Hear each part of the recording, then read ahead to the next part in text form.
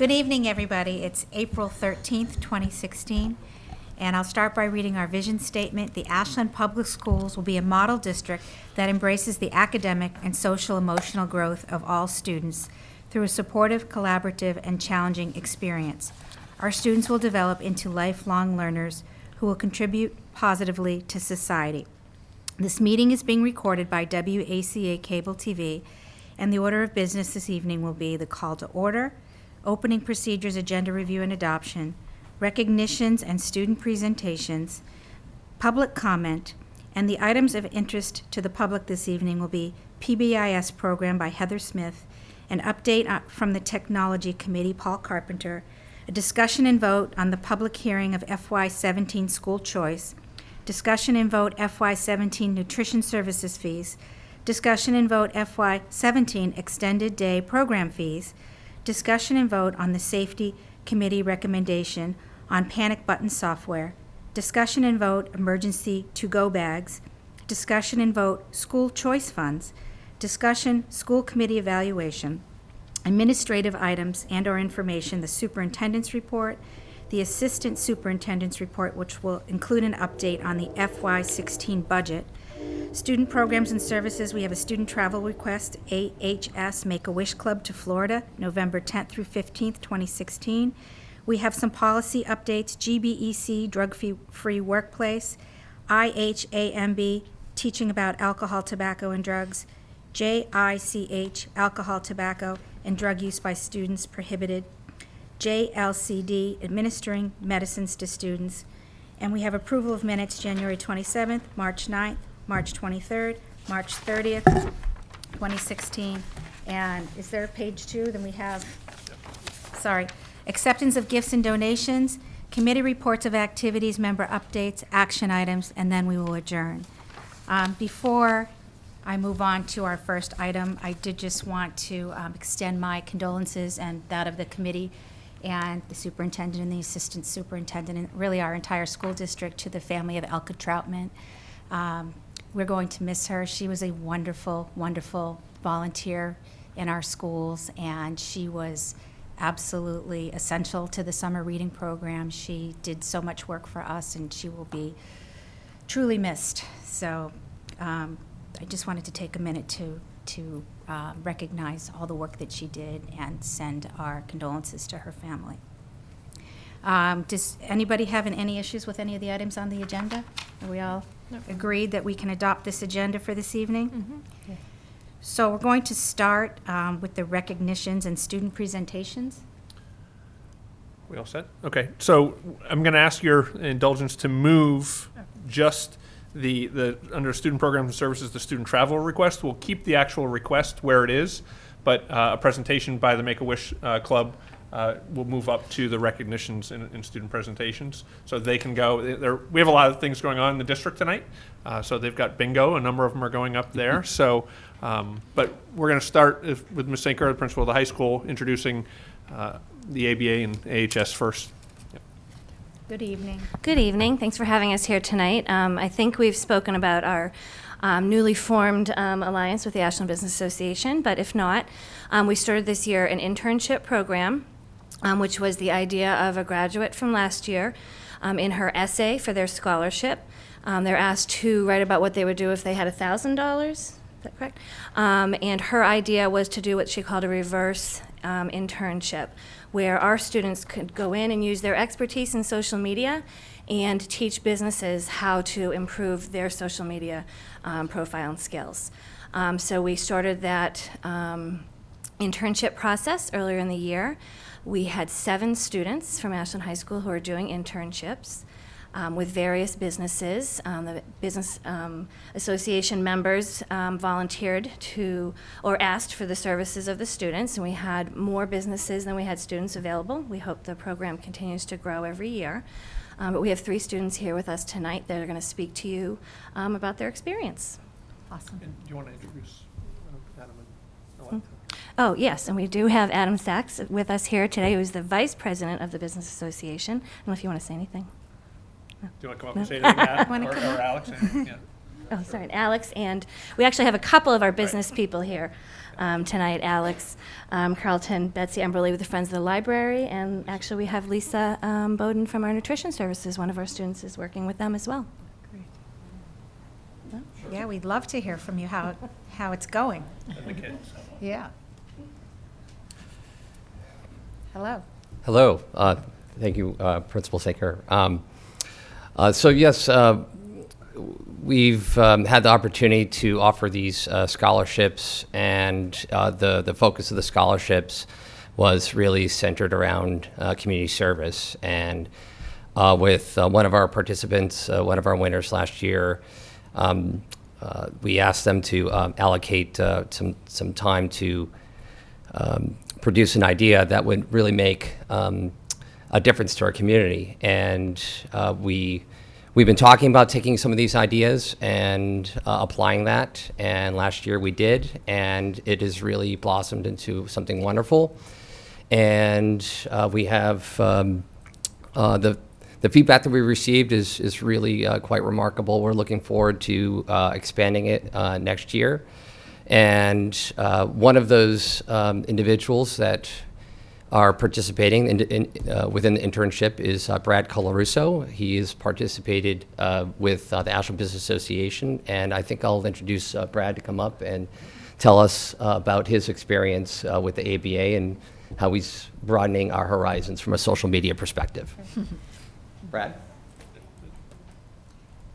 You want to all come up together? Yeah. Yeah. Yep. Okay. Yeah. But come on up so you can be in the shot, so your moms can see you at home. So as Adam introduced me, I'm Bradley Colarusso. I'm a junior at Ashland High School, and I've been interning with the ABA itself. And I began my internship by taking kind of like a list of all the businesses and what their current social media status is, whether they're on Twitter, Facebook, are they friends with the ABA, kind of taking inventory. And then I kind of adopted taking over the website along with Alex Carlton, the ABA president. And we are trying to hit the ground running with that, trying to get that up and running because the old website was just a little bit sad. So we're trying to update that. And we recently uploaded all the businesses to the website. We have categories now. We're moving content over. So I kind of adopted that instead of the actual social media platform because we do have a publicity coordinator. So she kind of still does that, but I am now moving on to the website, and I think it's going really well. So I guess up next is Maddie Graves. That's fantastic. Yeah, that is excellent. Hi, Hi, Maddie. I'm Maddie Graves, and I've been partnering with the Friends of the Ashland Library with Betsy Emberley and Lisa Wood. And one of our main goals was to have all of our events become more popular and get more people involved. So one of the things we did was create a Twitter for the Friends of the Ashland Library, and we've started to tweet our events and where they'll be, what time, so people can be at more things. And one of the main things we've done was we used to have a page and a group on Facebook, so we deleted the group because it was hard for people to get to it, and you had to become a member. So we moved everything over to the page so it was more accessible, and we've gotten more likes and more people involved with our events and stuff. So next up is Becca Hotmeyer. Hi, Becca. Hi, I'm Becca Hotmeyer. I'm a junior, and I've actually been balancing 2 of these internships. I've worked with Lisa from Ashland Nutrition Services and Cheryl Cohen from Cheryl Cohen Mosaics. With Lisa, we've been working to promote school lunches throughout all Ashland schools, not just the high school, and to really get parents and students to realize that Ashland school lunches are great, and I eat them also, and all my friends like them. So we worked on the Facebook page and learning how to pin posts and time posts so we can set the monthly menu, or then also we created an Instagram so that they can post pictures of the school lunches so parents and students can follow and then see this is what the actual lunches look like. So it's a good way to actually see what the lunches are like. And then with Cheryl Cohen from Cheryl Cohen Mosaics, although her business is in Holliston. She lives in Ashland, so she reached out, and she owns an amazing mosaic studio. And I helped her create an Instagram because visual arts is always great to see. I helped her update her Facebook page and help her create an Etsy so she can sell her art, not just through her studio, but through all over the country. And we also helped create Meetup, which has become very popular, so she can create groups and events. And instead of just posting her events on Facebook, other people who have Meetup can go and see, like, oh, there's this event on this day and this time and this price. And it's a really good way to organize all of her events, like her classes or any other things she has. So it's really just been tying in a lot of visual stuff and helping her create a better and more like fuller customer base to help her business. Thank you. That's awesome. Anybody have any questions or comments? Great job. I honestly say I've noticed the social media presence of, most of the groups you guys are talking about. I really have. Yeah. So you're doing something right. Are you I do have interns? one question. What's Meetup? See that? Lori, I'll explain later. Yeah. Thank you. If you weren't here, I would be asking Erin, and I know she would know the answer. Meetup is sort of like how with Facebook groups, you can create a group for an event, or if you have a business page, you can post an event that says the time, location, and any prices. And it's like that, except that's all the website is. And if you can also tailor it to anything you're interested in. So if you type in kayaking, you can get all these different meetups throughout the country. So like say if you're traveling to California and you want to find something there, you can find kayaking in California or mosaics in Holliston. So it's just a way to find different events and classes that people who are interested in the same things as you are participating in. Awesome. Thank you. Yeah. Are the internships going on till the end of the year, or are you done? Yeah, what happens, Go ahead. you're going? all juniors, right? So Yes. will you finish up or keep going? We made the decision to give them Okay. a little break. They Okay. probably would keep working, that we are going to end it at the end of the school year. Okay. We're planning some sort of wrap-up event so that everyone can present on how the year went, and then we'll start it back up in September. That's great. Okay. I have an idea for Maddie, so I'll tell Betsy, and she can get with you later. Great job, everybody. They've all done amazing jobs. Yeah. Yeah, that is awesome. Thank you. I need a media specialist, that's what I Yeah. need. I Well, it's know, great I that was they- thinking we I just wrote it Older right every here. day. I said, Yeah. I need the intern next year for the school media specialist, so I have to join the ABA so I can make sure I can Yes. write at them. You're the Twitter king. You're doing all Yeah, right. yeah, Yeah. that's it. Well, That's it's the great extent. that our students can give back to the community. Then it makes the Yeah. Ashland businesses stronger, and Yes. people want to go visit those Ashland businesses. And I've definitely great. It's noticed kinda- Cheryl Cohen's. So have I, and the Friends of the Library. yeah. I have definitely seen those things out there, and I've been like interested in going to some of them because I see them. So, I just want to working. mention, it was our, partly we'll take some credit because it was Anna Weisgerber who won Oh, it was Anna? the scholarship. So Anna's Anna on sat here with Right. us last year. Yeah. So yeah, Yes. it was Anna. That was oh, her good for idea. her. Well, it's a fabulous idea, Yeah. and it benefits everyone. Yeah. So, Yes. Great. It was neat to see the businesses we're talking about. They wouldn't even know what some of them, what social media to look Yeah. for. You know, people had Facebook, and the kids would say, "Oh, you need it." Like I think you mentioned it, Becca. You need Instagram because Right. you have something you like wanna show Exhibit A, pictures of. what's Meetup? I mean, but it's typical for some of us not to really be up to snuff on these things. For our age, Lori. Exactly. People of a certain age. We get there eventually, but we just need the information. That's And you're great. doing a good job getting it out there, so thank you. Thank you. You want to introduce the Our next next group? group? Sure. So our next group are members of the Make-A-Wish Club, which is a club that's in its second full year of existence at the high school. It was students that were very interested in raising money for the Make-A-Wish Foundation. And everything that they do, that money goes directly to the Make-A-Wish Foundation. Earlier this year, was it after Jump for Joy? They were able to have raised enough money in a little under a year's time to grant a wish to a child in need. Wow. So one of the ideas that they came up with, their advisor is Jennifer Shields, our adjustment counselor at the high school, and they were talking about really wanting to see, wishes are anonymous. I hope I'm not saying things you guys are going to say, but they wanted to see how some wishes were granted, and had an opportunity to do that back in November, and I was lucky enough to chaperone with them, and it was probably one of the most amazing experiences ever. So they are back to talk about the opportunity of doing that again, so I'll let them speak to it. Okay.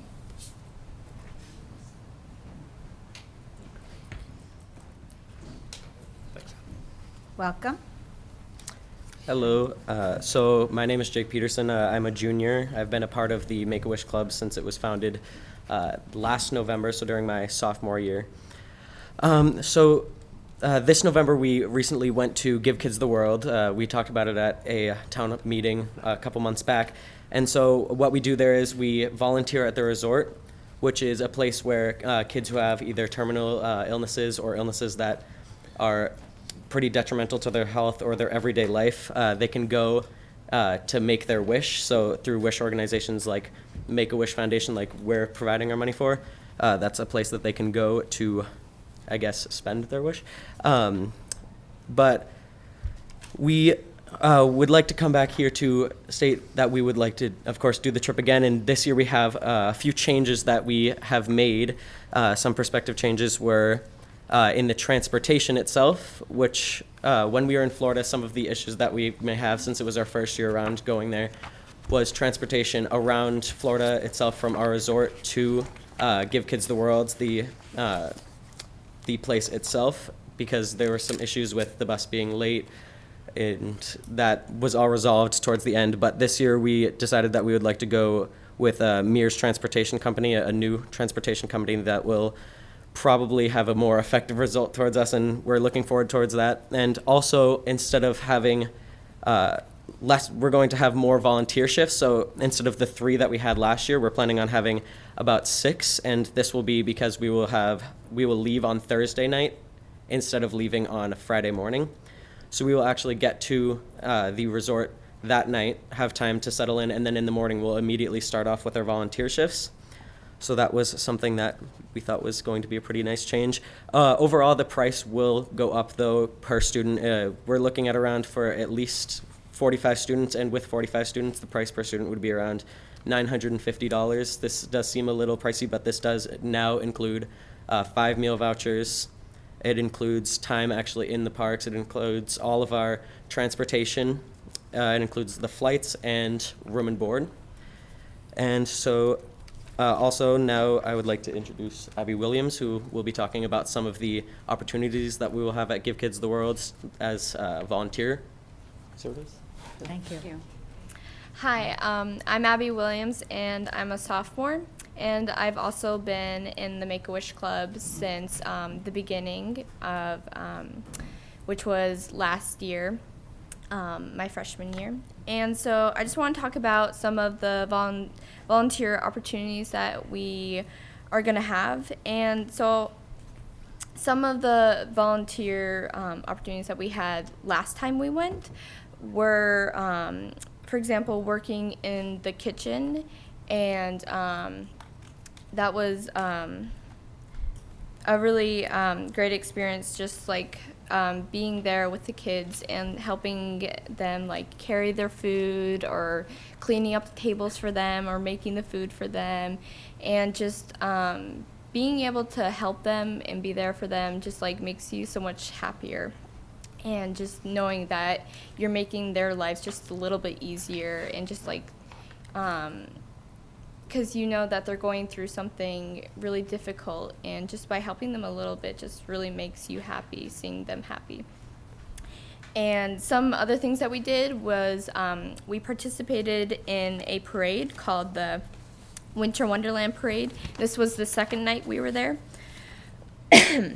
And we got to dress up with all these different costumes and participate in a parade and go around this Give Kids the World, and just see the smiles on all the kids' faces as we jumped and skipped around. And then we had like a little dance party afterwards, and we danced with them, and they were just so happy.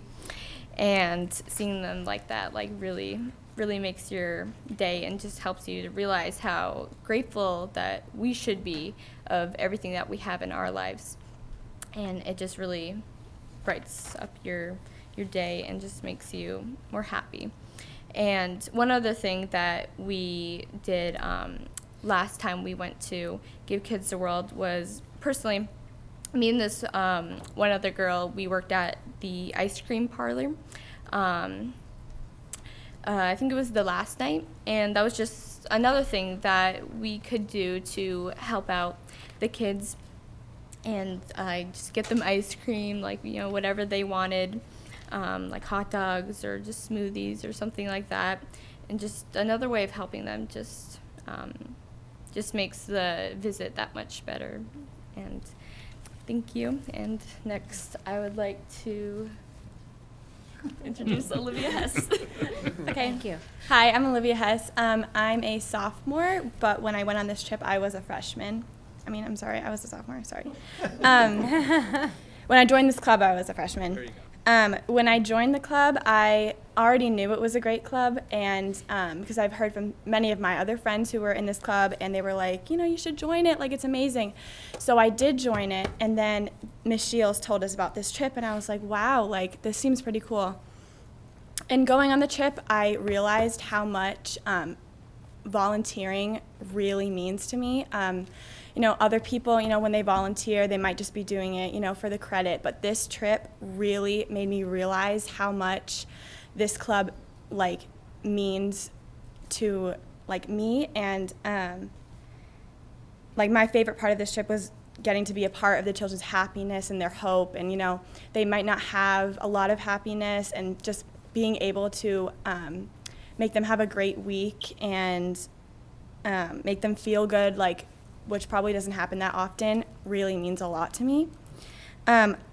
Everyone who went on this trip, they weren't all some of my great friends, but going out on this trip definitely made a bond between this club, and we are such a friendly club now. We're all friends. We all adore each other, and this club really made a difference to me.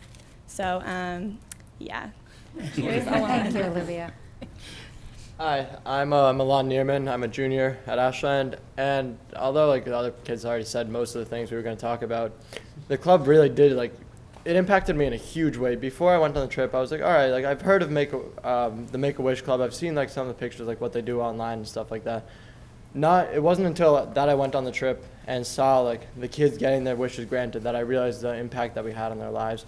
These kids, you don't really know what's going on with them a lot of the time, but you see that I volunteered with the food service, and I handed them their food. They're all very polite. They all say thank you. They're running around. They're all smiling. They're laughing. Everybody's having a good time. The trip. It made I see on the kids, all their worries went away. All the parents, they were all relaxed, and it was a great time to It made me feel like a much better person. Seeing the impact that we had on these kids' lives, and what we could what kind of changes we could do, us individually, how we could act with everybody, how we could interact with all the kids. It was unbelievable seeing the changes that from when we went on the trip, when we started, everybody was all right, so let's see how this trip turns out. When we left, we're all right, this was an amazing trip. We have to go on it again. We've never done any, I don't think anybody has done a volunteer service as impactful on our lives that this trip was, and it would be great if we could go on it again. That's what we're all hoping for.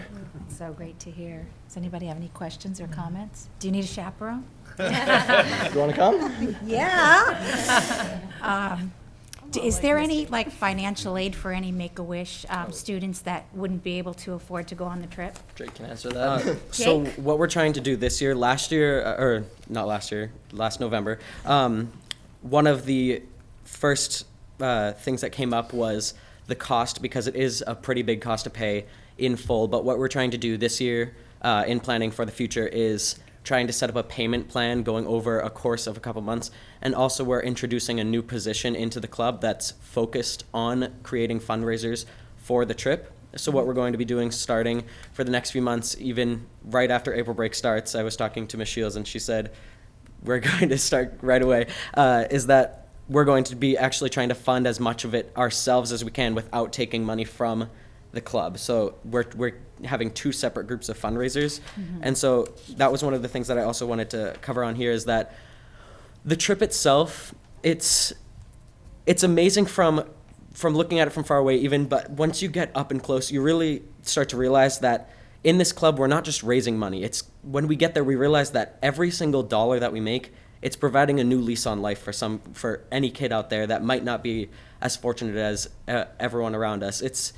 It really just shows you how much of a difference you can make, even if it's going out there selling a t-shirt, even if it's just going to jump for joy for 3 hours. It's really showing you, I don't mean to sound kind of cliche here, but it's like one drop can make a wave. It's showing how much we can impact everyone around us. It was amazing.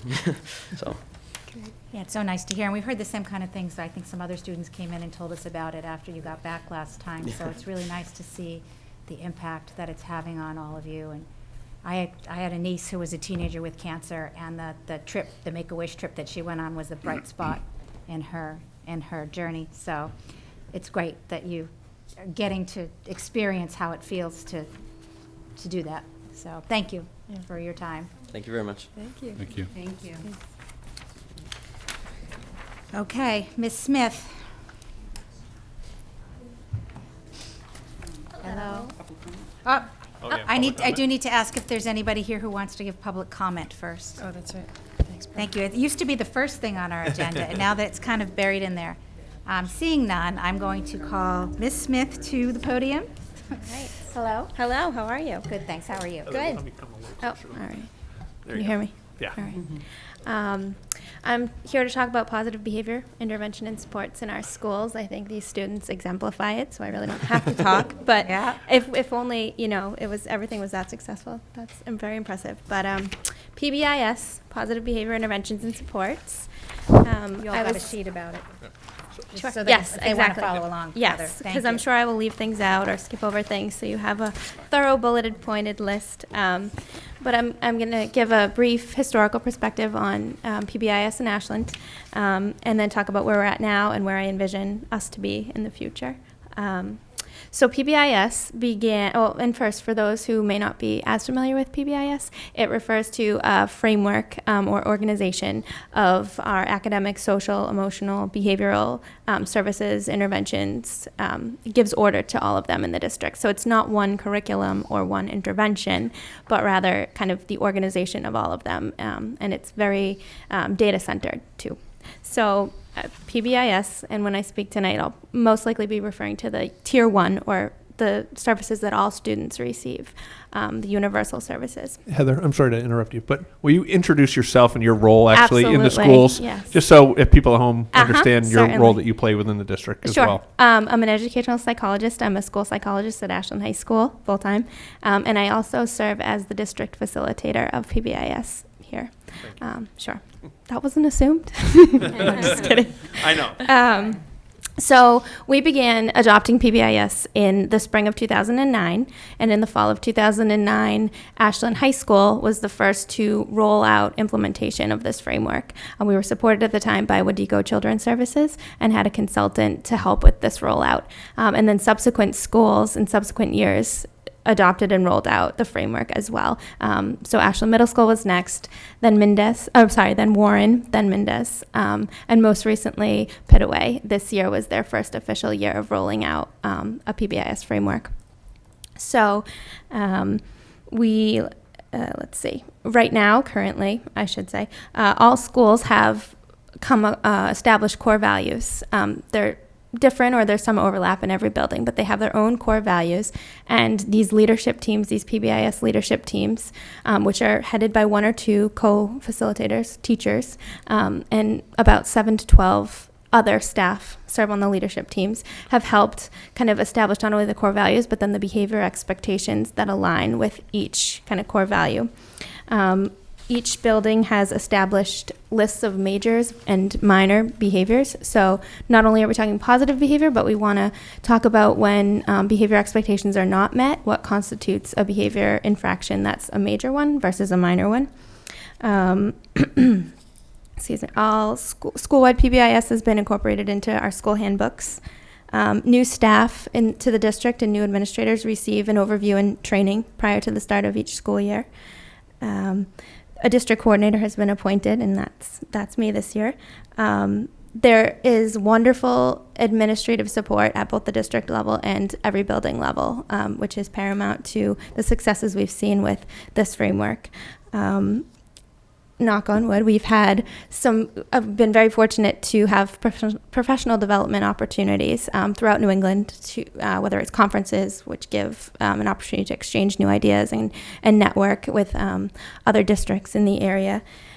We have quarterly district PBIS meetings that I facilitate, where we set quarterly goals, and the school team facilitators exchange, ideas, troubleshoot. There's administration present, as well as all of the other teacher leaders in every building. And all teams now maintain electronic databases of their materials, so their lesson plans, their certificate templates, everything. I can go into great detail about the awesome things that are happening for positive behavior reinforcement systems in every building, but I won't. But if you're wondering, feel free to call me at the high school, email me. There's the teacher leaders, I have to shout out to them. They're so dedicated. The teachers that serve on these teams are wonderful. They give lots of their own time, their own money because they truly believe in this framework, and it's shown, very great results. In the future, I envision that school teams will continue to meet and plan regularly. This year, particularly, just with the influx of what seems like teacher obligations, responsibilities, some of it has slipped a little bit to the wayside. Unfortunately, we've seen attrition in some team members. Teams aren't meeting as regularly. It's really hard to find common time to meet.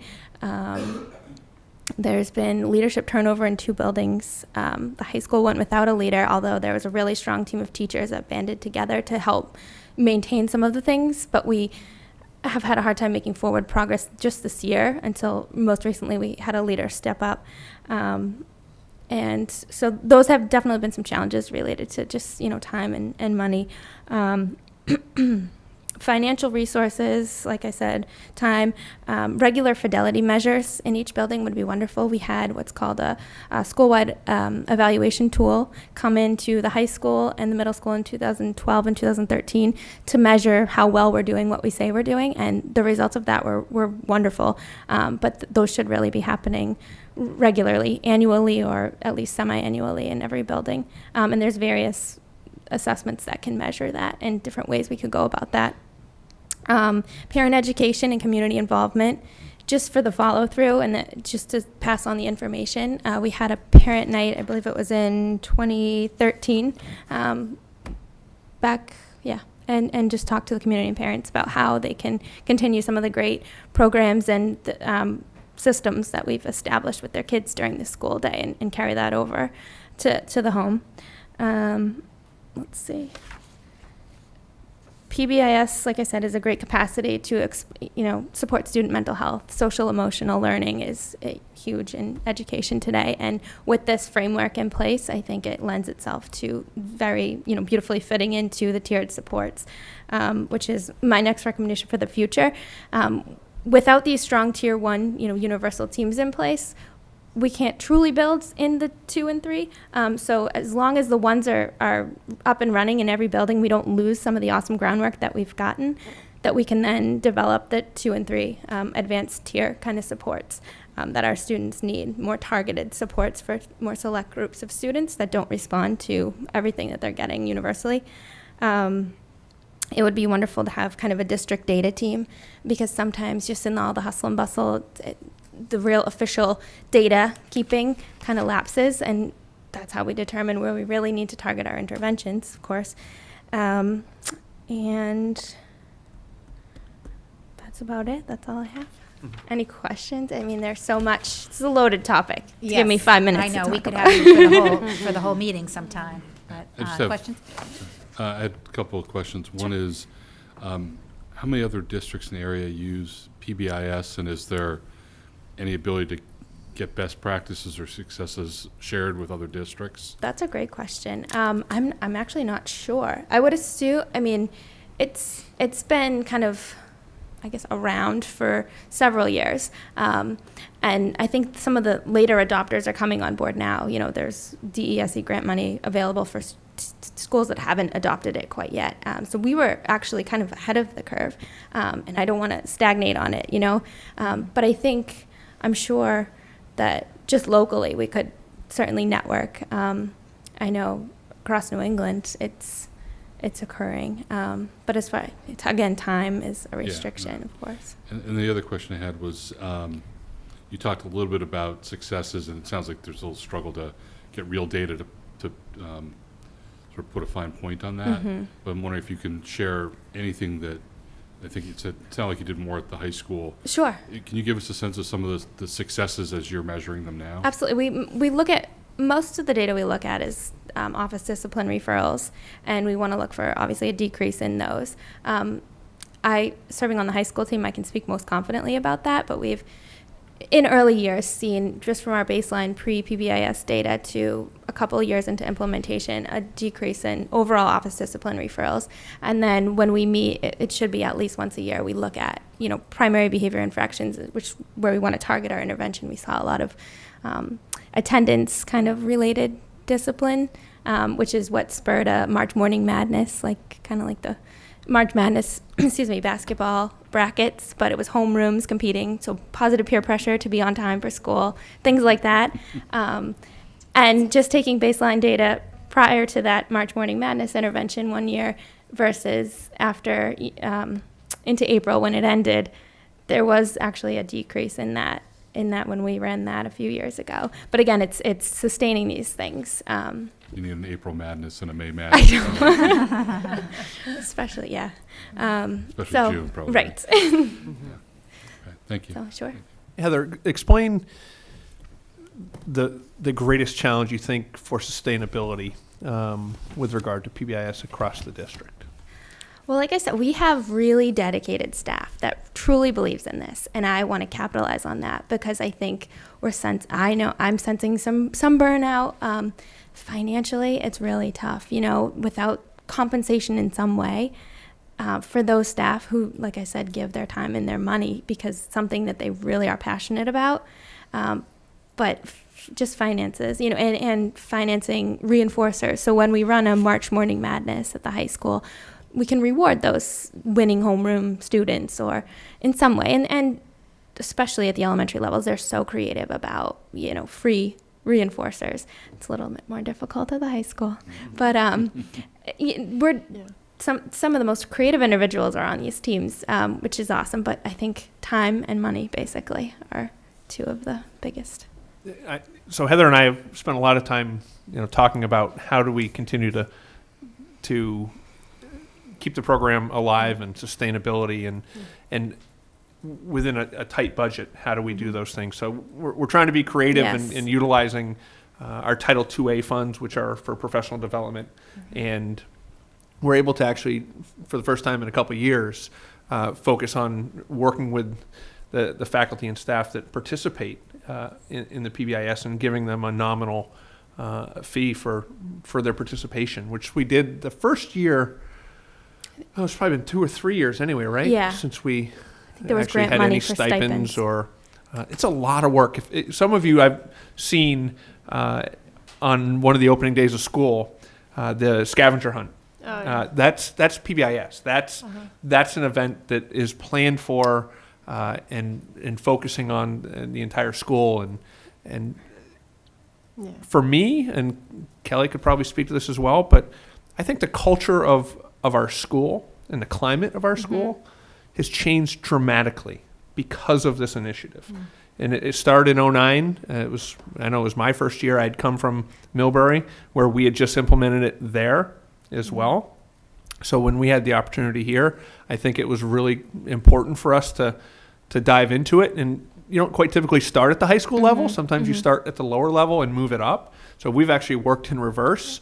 But I know, anecdotally, the unbelievable change in our school and the climate and culture of our school is directly related to our core values, the discussion of our expectations, and reinforcement of the things that we believe our kids and our faculty, the standards they should be held to.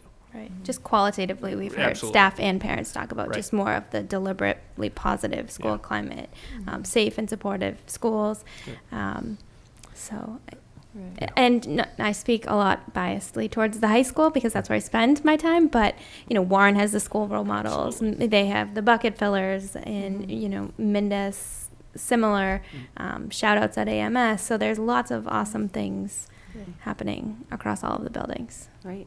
Could you tell me a little bit more about, or us, please, what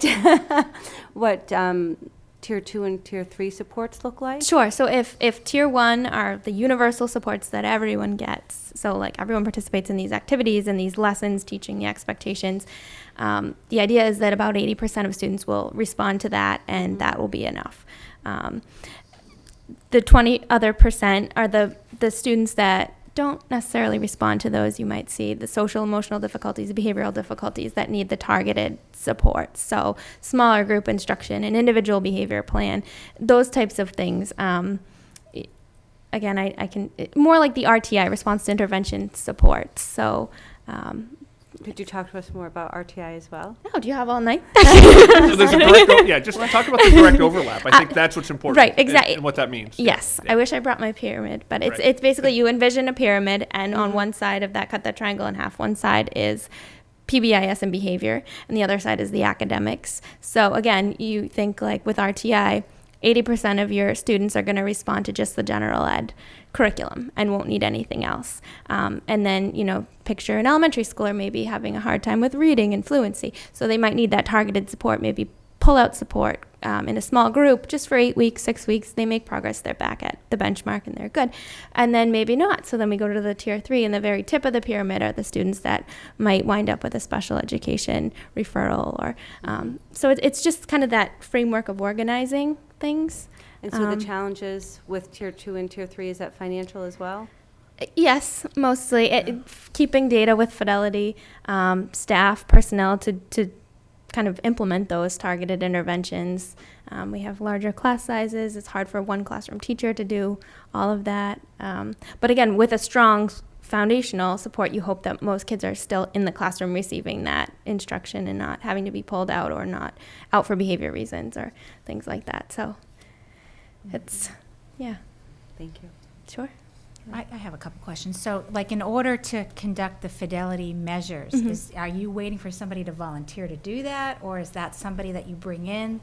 How does that work? And what Good do we question. need to, Right. What needs to happen to stay up to speed? So in the past, we had, like I said, it was called the SET, the school-wide evaluation tool, and we had evaluators from WADECO that we hired to come in because we needed kind of like a neutral person to come in, and you do some interviews, you do some, I think the principal provides some data, they interview some random students. So that's the nature of that fidelity measure.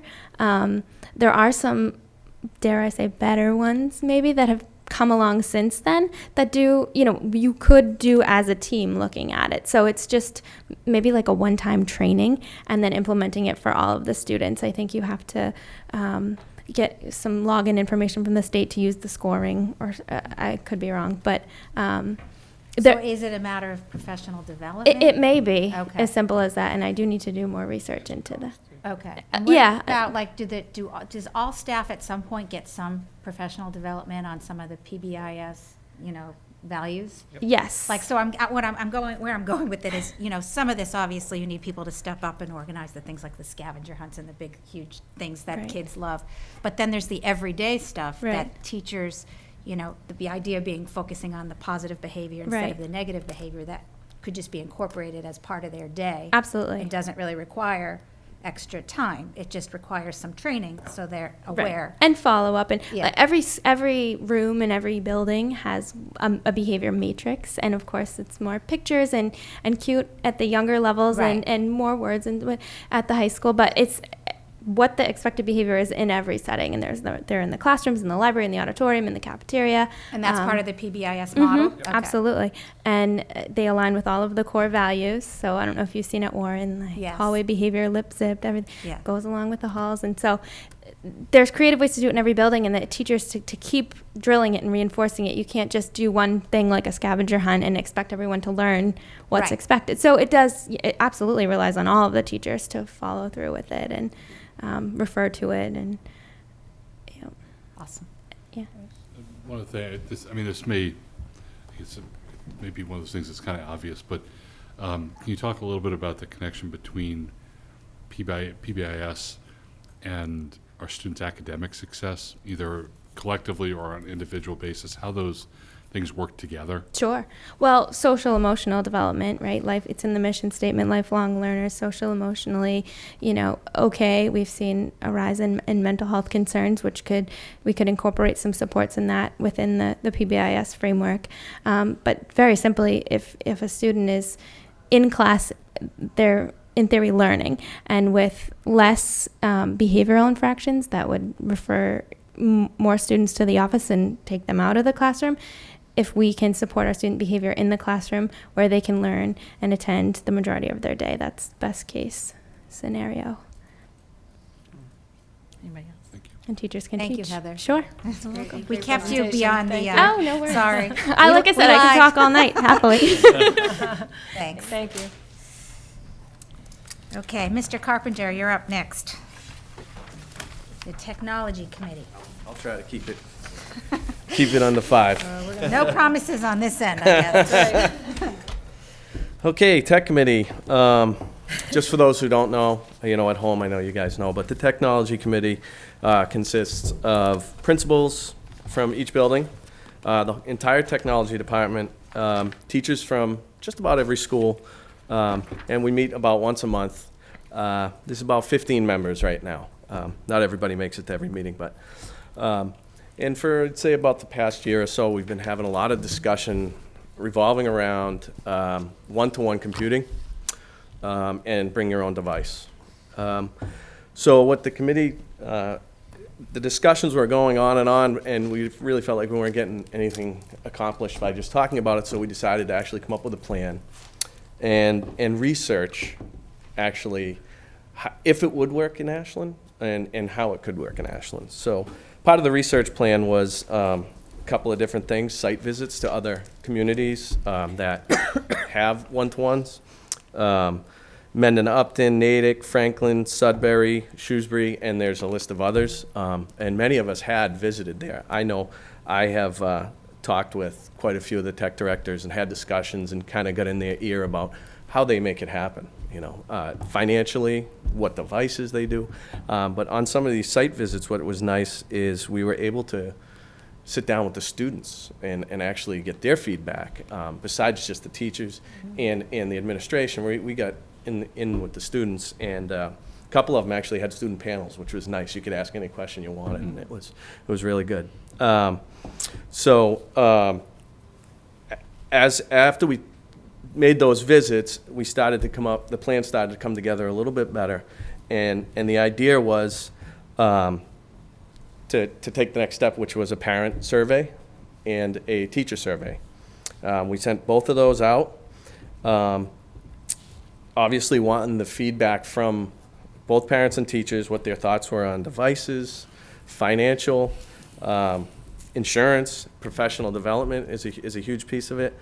And our goal, again, was to get as much feedback, whether it's good or bad, pros and cons, really just do our due diligence with this because it's a big step, and nobody jumps right into it. So we've, again, took that research, came back to the table, and basically we're at the point now where we're ready to present the superintendent with our basic recommendation on what we could do. We've, like I said, we've gone with an outline, and it's probably going to be a 10-page document, just basically with all the data that we've received over the last year on one-to-one or bring your own device. So that's really it in a nutshell. I mean, the actual presentation will be much longer, but I just kind of wanted to give you guys an update on where we were with it. So, and I'm hoping to have something to Mr. Adams by the beginning of June. So. Okay. Questions, comments? A couple, Paula. Just can you give us a sense from your site visits or your other research, sort of what the most prevailing approach is? Is it one-to-one, district-provided, BYOD, or just haphazard? What, give us a sense of what's really going on out there if you can. So there's a little bit of both going on. It seems to me that, and from discussions, the one-to-one districts that are district provided, those districts seem to be working a little bit better, only because they control what happens with those devices. It's pretty expensive for the district, but those districts sometimes charge a small technology fee. There's very few districts that are bring your own device because there's so many different devices. The teacher's bound to have a problem of a kid having a different device that he can't do something that another kid can do. Right. So they do run into those types of problems. Are they using like iPads or Chromebooks? So there's a varying amount. So Auburn uses iPads. Shrewsbury uses iPads. Natick uses MacBooks, but that was a really expensive thing that they built a building. A lot of these districts, too, are building school buildings and just throwing it in there. So part of the plan here is sustainability. We want to be able to sustain this because it's just bad if you don't, So, and that's what some of these districts are running into. In Natick, for instance, they're now going from MacBooks to Chromebooks. Huge difference in price. So. And so how many districts are either not on a BYOD or a one-to-one ratio that, I don't know do you know what our ratio is sort of as a benchmark for that? Like how many machines we have per student? So, what do we have? 2,700 students. We would probably start something from 7 through 12 is kind of what we're looking at in our report, starting with the 7 through 12 and then kind of working our way backwards. What do we have now? I mean, I know we have a lot of devices. now, right? We're in the 12 to 1,600 range because we're starting to get more Chromebooks. Before we had all those wireless devices, we were right around 1,200.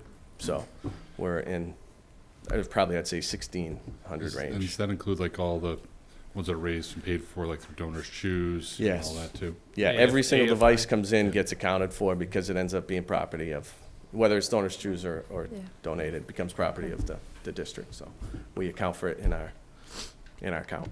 So. Thank you. Any other questions? No. I mean, what I might want to know eventually if you come back with a proposal to make changes, whatever Sure. they might be, is whether there's any data on the impact on the quality of the education. I mean, there's some aspects of this that are obvious, the convenience and all of that stuff, but is there any data that shows whether having your own device actually improves the quality of your education? I think there could be an argument. Yeah. Either way. However, we when we put this plan together, we had certain people take care of that side of it, and then certain people took financial, and we kind of all came together as a group. So. Yeah, and I'm not asking you to answer it now, but that would be something, that would be really important to me before, I would vote on anything. Yeah, it'd be nice to see like the districts that are a one-to-one district provided device, the before and after, maybe MCAS scores if they're a bit, like if that's a measure we could take off like the DOE website and just see if there's any. Yeah, and one of the things to think about also in this is, we talked a little bit about it in some of our budget discussions of, textbooks versus electronic based textbooks. I don't know what the equivalent term is, but what's the value add? I know we have some, I guess the Envisions math program is really designed to have a technological component to it along with the books that we're not yet utilizing. What's the impact to the kids of getting that in place and be able to utilize the full curriculum? Right. But at the same time, weren't we hearing that the scores were better on the paper tests than they were on the computer tests? Right. So, but we do have to consider where the Department of Ed is going, and in 2019, it will be all on electronic, and the testing, whatever assessment, MCAS 2.0 or whatever they decide to call it in another year, it will certainly be. The intent is that in 2019, it's all electronic. That's right. So there's still studies that are being done with the paper versus the electronic testing. So let me guess, DSE is going to buy us a whole bunch of new machines, right? No. So so I was just at a conference. Department of Ed had had a meeting with superintendents at Hudson High School about 2 weeks ago, and that was the focus. It was the focal point was Natick spoke, so did North Reading and other districts, as well as the department, with regard to what are communities doing and how can communities support technology and learning, and getting the proper funding to supply those communities. It's a challenge. It certainly is. So we're looking at Natick, and I was thinking maybe Anna Nolan from Natick, assistant superintendent, would be someone we'd love to have over here to talk specifically about the academic experience that they saw in terms of the growth of students using technology, because that was what she spoke about specifically. They did see growth in their students, more so than just using paper and pencil on an everyday assessment. But they're in their third generation, right? They're third generation right now in the Natick Public Schools of revamping what teaching and learning looks like with one-to-one devices. It's pretty impressive. I mean, that's part of their budget now, millions of dollars just for that technology piece. Correct. What is the time frame in terms of when you expect to get a recommendation to Jim? And Jim, what's your expectation in terms Well, if Paul just said to me by June, he's going to get me the report. And I certainly think once we dive into it, I've always said I think within 3 to 5 years, we need to be in a situation where we've made a decision of how we're going to fund something or not. Are we in a position where if the Chromebooks exist for every classroom, do we need to have, is it theoretically just still one-to-one when we have the devices in the rooms? So we don't have to have families take them home or whatever. Yeah. That might be an option for us. And there are districts that do that. Right, and we have the infrastructure right now, right? We do, absolutely. That's the key. The one thing we're missing and is the professional development for our teaching staff, right? It's a tool. That's all it is. Right, they it's need to know how to use teaching it. tool. They have to not Right. only know how to use it, talk to Natick. It took a year. Natick rolled it out to their staff first. Which is what we have to do. We have to do that. Yeah, absolutely. You got to spend the They time gave a with full the year of teachers. professional development on how to use the technology to teach. Anything else? Thanks, Paul. Thanks, Oh, you're Paul. welcome. We'll see you. Thank you, Paul. Sometime after June. Yep. Thanks, Heather. Thanks, Kelly. Thanks, Heather. Thanks, Hey, Kelly. folks. B4. Oh, good luck.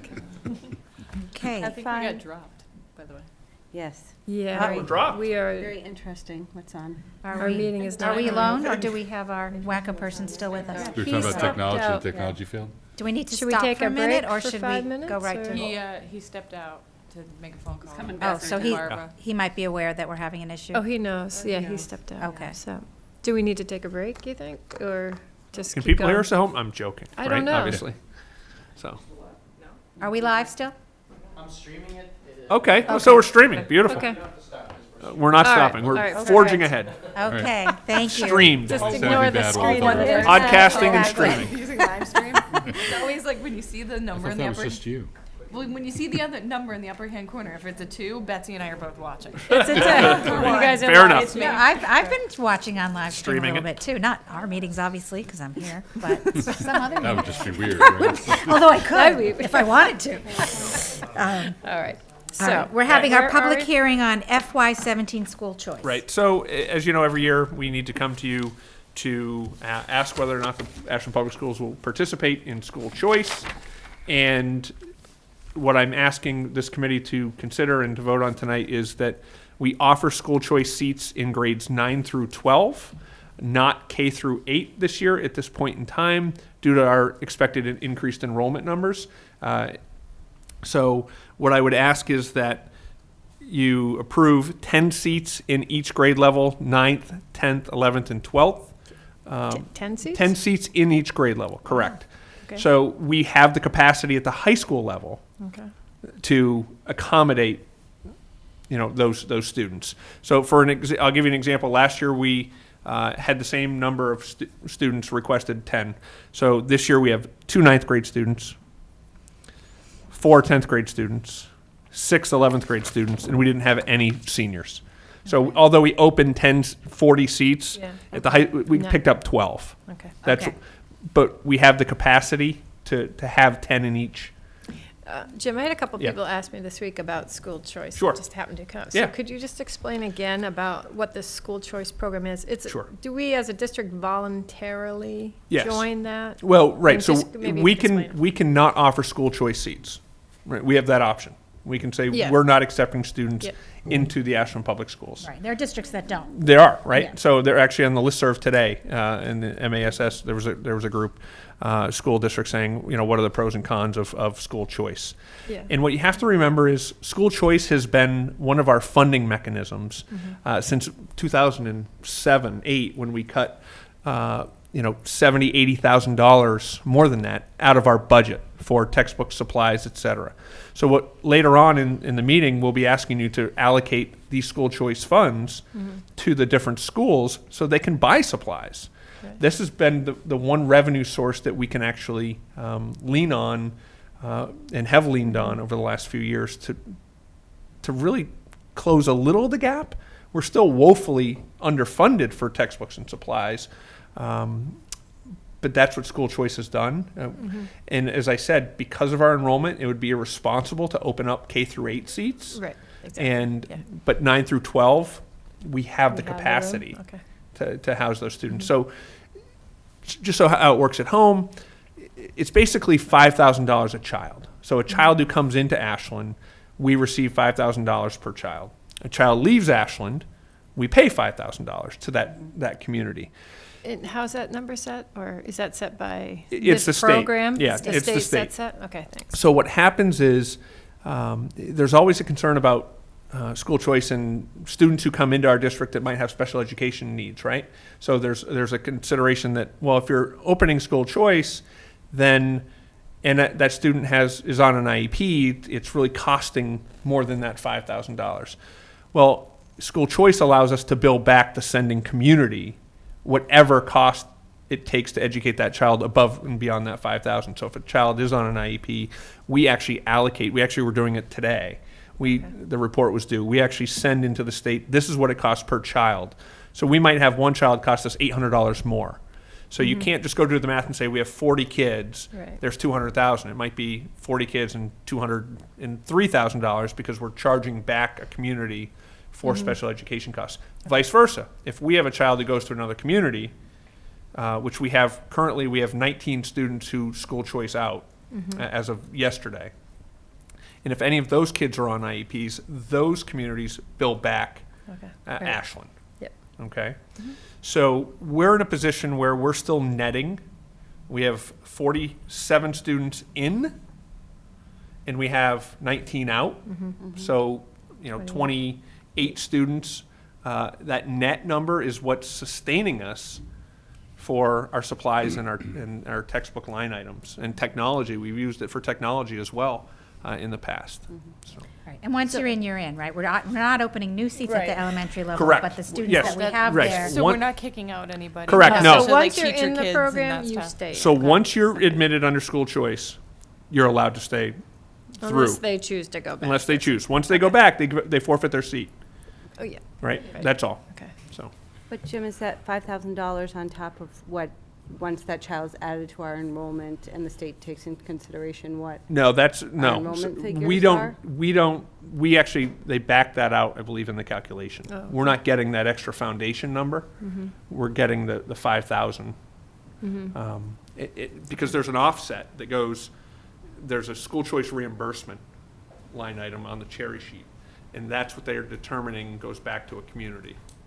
So they're figuring out a net difference. I can't explain the But full. we still come out ahead. We do. What you're We do. saying. So, Okay. but we wouldn't at the elementary level. Understandable. Because now if you have to add one more teacher because you have 3 or 4, right. It doesn't make because sense, the right? number goes from 27 in a class to 31. Right. Right. Now you really need another teacher, right? Right. But at the high school level, you might have, let's assume we're running a physics class with 18 kids. So you move the 19th kid in there.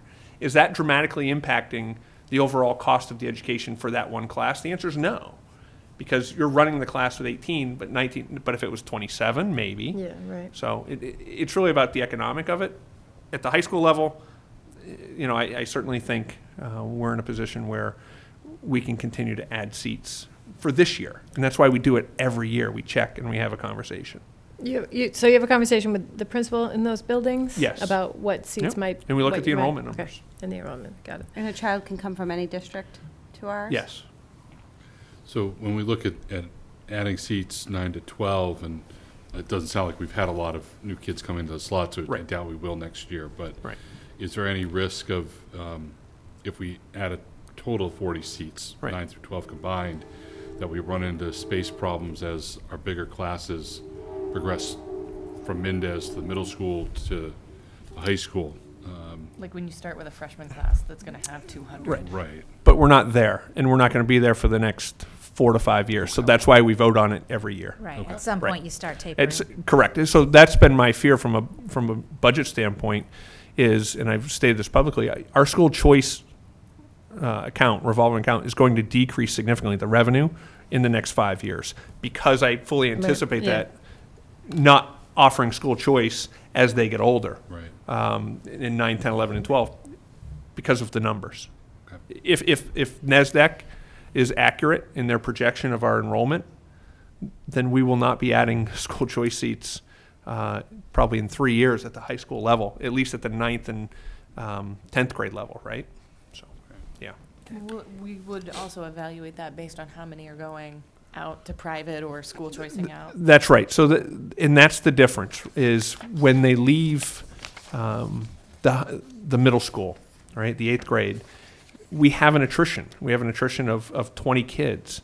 Not all the charter, but Keefe Tech.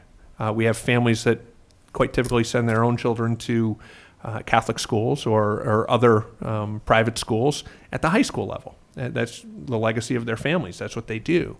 So that opens up seats as well. So we've just got to carefully watch it and monitor it every single year. And this will be, I think this year will be a test because that freshman class that's coming in right now is at 201 kids. And we'll know, probably not until August, really. We'll have a better idea how many students are really at the high school out of those 201. Mm-hmm. Yeah. Jim, of the 19 that are school choicing out, are Yeah. there certain communities that they're going to? So it's a mixed, and I looked at the names, and we have many parents who work, our teachers. We have over 350 educators who live in Ashland, not who teach in Ashland who live here, but who are educators through the MTA. I asked Michelle Smith that, and when I was looking through the list yesterday, there are many families. I was with a parent last night at a coffee, and she's got 2 children in the Holliston schools because she teaches there, right? So her kids go with her. We have 3 kids in the Wellesley district because mom teaches in Wellesley. So it's quite typical that's where those kids are going, but it's actually all over the place. One at Hopedale, one at Natick, maybe 4 in Holliston, 2 in Hopkinton. And quite typically, those students go for reasons such as more electives, more comprehensive educational experience that we're trying to offer through the discussion of an override in this community. Those are reasons why students are choosing to go elsewhere. And this is different than Keefe Tech or Norfolk Aggie? Correct. Right. And again, it's different because we're assessed a tuition fee for those schools. So if a kid goes to Norfolk Aggie, do you remember what the cost was this year? Is it $17,000? Does that include the transportation? 17 and Yeah, 20. yeah, 17 and 20,000, and that's exclusive of the travel, Transportation, right? which we're also responsible. Which we're also right. So we have that agreement right with Keefe Tech. So, but if Keefe Tech does not offer a specific program as a vocational school, and Norfolk Aggie does, or Tri-County does, and Franklin, we're obligated to pay for that child. So we have three students right now who are in Tri-County or in Norfolk Aggie. And I anticipate 2 more, maybe 1 more next year. Yeah, we've been told 1 more has applied. Right. So you need a motion to open up 10 seats in each grade at the high school, 9, 10, 11, and 12? Correct. Before you do that, I'm Lori, sorry, I Mark. just procedurally, we've got this listed as a hearing, and I didn't know if that means we have to see if any of the 4 people sitting here anything to say on that subject Thank you. procedurally? Anyone in the Yes. public? Is there anybody in the audience that would like to comment on the school choice matter before the board? Not tonight? Okay, Thank you. thank you, Mark. Thanks, Mark. No. Yeah. What would we do without you? I know. The agenda Well, does call for a vote, though, as well. Yes, we need a motion. So, I will, Go ahead. so move. I will move that Ashland participate in the school choice program for the 2016-17 school year at the following grade levels. 10 seats at each grade level from 9 through 12. Second. All in favor? Aye. Okay. Great, thank you. Thank you, Jim. Okay. Nutrition services fees for FY17. Hi, Lisa. Hello, how are you? Good, thanks. How are you? Good. Okay, I can make it really short. Okay. I don't want to raise prices next year, and we don't need to. We don't need to. So moved. Okay. Perfect. How is that? Good? That's great. Right. Well, I think that's great. You don't feel we need to. So that's good. No, not at this Okay. point. And I don't want to, because a lot of the feedback I get on why kids don't buy lunch, it's often parents say, if I let them, they would buy lunch every day. But I have them pick, 2 days a week or something like that. Yeah. Because if a family has 4 or 5 kids, 4 kids in the district, it adds up. And for some people, that's a burden. And they don't want to say no to their kids, but they have to. And we're right in there with districts around here, and I think we should keep it where it is. I really don't want to raise prices unless we absolutely have to. Awesome. That's So great there's no news. motion, or do we need a motion to keep it at the same level? I believe there's a motion in your packet. Okay. Yeah. Who wants to make that motion? I will move to approve fees for the Ashland School Lunch Program for the 2016-17 school year as presented. Second. All in favor? Aye. Okay. Thank you. Any That was questions? easy. Held you on for a while for that. Yeah. Yeah, well, no, I mean, do you want to know what's going on? Do you want anything else? Just one thing I want to talk about. Just Yes. while Lisa's here, big props to you and your staff for the food allergy accommodations that needs to be made public. That their Ms. Diaz at the Warren School has been outstanding for a very complicated child with 4 different food allergies. In accommodating that, there's been feedback from other Warren parents about their accommodations to be able to have a child eat and feel included, especially on special food days. So thank you very much. That's for awesome. Well, this. while you're here, why Fantastic. don't you tell us what your allergy policy is and what Well, accommodations what that it you is, do? there's a district There's a policy, policy. right.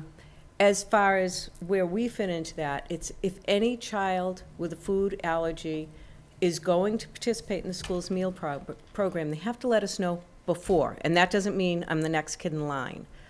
They need to tell us in advance that they are going to eat lunch so we can prepare their meal safely for them, which means before they make anyone else's lunch, they make that lunch and set it aside. So there's no chance of cross-contamination.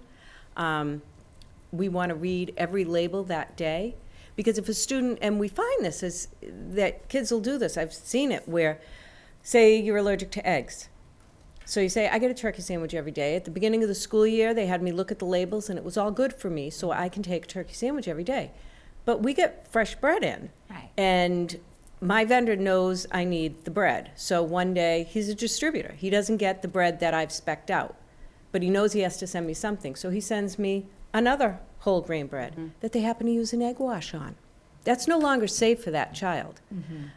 So you can't see everything that's going on. So my staff, which they're all over this, because they know it's life-threatening. important. They will read every label of everything that's going into that meal that day. And that means if we're making something from scratch, to even read the spice containers, everything, to see if there's anything in there that's even produced in a facility that produces, works with that allergen. And they will call the parents. And as you know, if a child shows up and says, I'm here to buy lunch, and they know that child has an allergy, especially at the younger grades, because that's when we know more of them. But even at that grade, we don't always have interaction with the parents. Ms. Diaz will track parents down. If she knows that the child has an allergy, your child is coming through the line, you need to know what's safe for them. But if a child comes through the line and she doesn't have them on the calendar eating that day, she will either try and call the parent. If she can't get a hold of the parent, she will call me, She will let the school nurse know, but they're great about it. They know how important it is. But Okay. it's, the policy is, that was a long answer to your question. Yeah. You have to let us know in advance, because we also want to accommodate them. Right. So if we're making something and I'll say the pizza shell we use isn't safe for them, but they have a pizza shell they use at home. We do this in a lot of the schools too. They want them to participate in the lunch program. They're like, we'll bring you the shells that are safe for them. And we have little containers in the fridge that will have that child's name on it. Oh, that's good to And know. it's like, okay, so this is his salad dressing and his pizza shells, and we'll make his pizza on that pizza shell. Because we can't go out and buy a case of gluten-free pizza shells, Right. because For one person. any of you that have tried gluten-free, Yeah.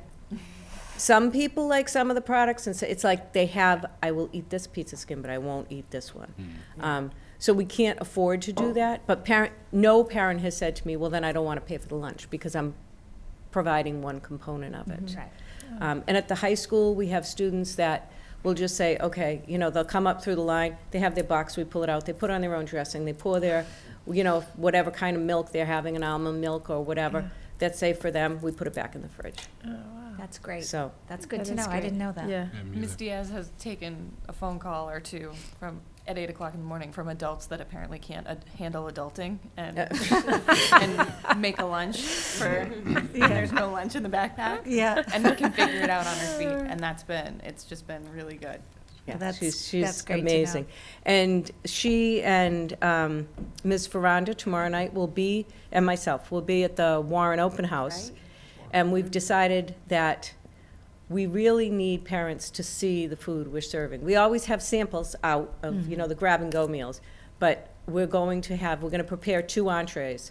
Oh, you're going to have paella. We're going to have paella. That's great. And we're going to have the You're coming, huh? Mediterranean, the Mediterranean tortellini primavera. And we're going to have a cucumber apple salad. So the parents can see, okay, this is what my child does. They come through the line. And, so they can see, because one of 2 reasons. One, if they don't realize the great food we serve, so they're not letting them buy lunch. Or if the child is frightened, the whole idea of going through the line, maybe coming through the line with their parents, or them saying, I saw the line, it's okay, you can do that. So we'll be doing that. We're going to do it at this open house, and then we'll do something similar at the incoming kindergarten open house as well. Nice. Awesome. Yeah, Any other questions? great. Thank you for bringing Yeah, your thank you. passion for wellness Yes. to the students. Okay, great. Thank you, Lisa. Lori, Yes. on that subject, Phil Did had we an have to idea prove the fees? of Did we already do that? We If did. we You as did, a, you already okay, did if We already we as did a it, okay. committee could Thanks. somehow That's right, that's recognize what we did. our lunch ladies, they're kind of like unsung heroes that don't get a Oh. lot of props, like even whether we get them like cute screen printed, like, something cheap at like screen printed aprons, or if we could somehow cook lunch for them one day, or just doing That's a something. great idea. Oh, I don't know if they want me cooking for them. No, they don't want me cooking. I can do hot dogs. I'm good at grilled cheese. I can help with that. That's a But great so idea. if we, yeah. Yeah, offline, like we fun. can figure out something to do for them by the end of the school year, I think that would be really nice. That's cute. That would be Nice lovely. idea. Yes. Can talk Don't to tell people. them. Yeah. Yeah.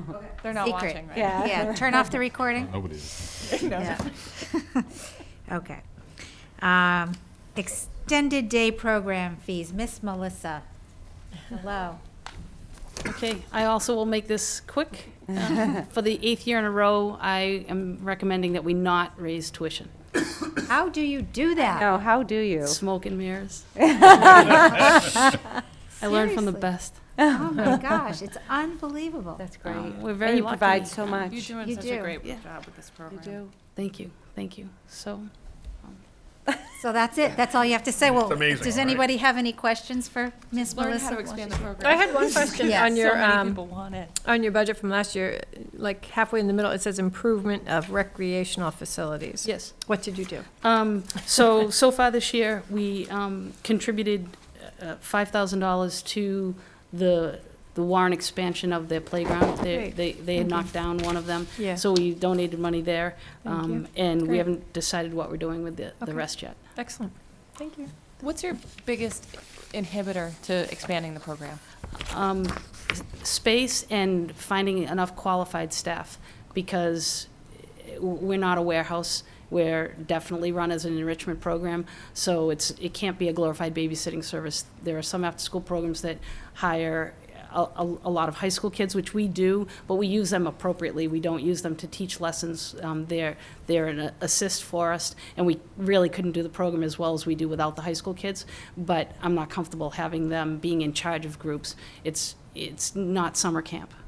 So really finding qualified staff is very difficult, but we're very lucky because we're able to draw on a lot of the staff that are ESPs during the day who are fully qualified teachers.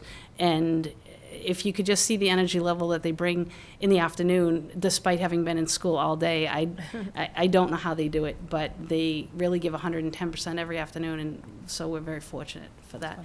And there's that nice connection between the school day and the after school, where if a child's having trouble during the day or homework issues, there's good communication that way.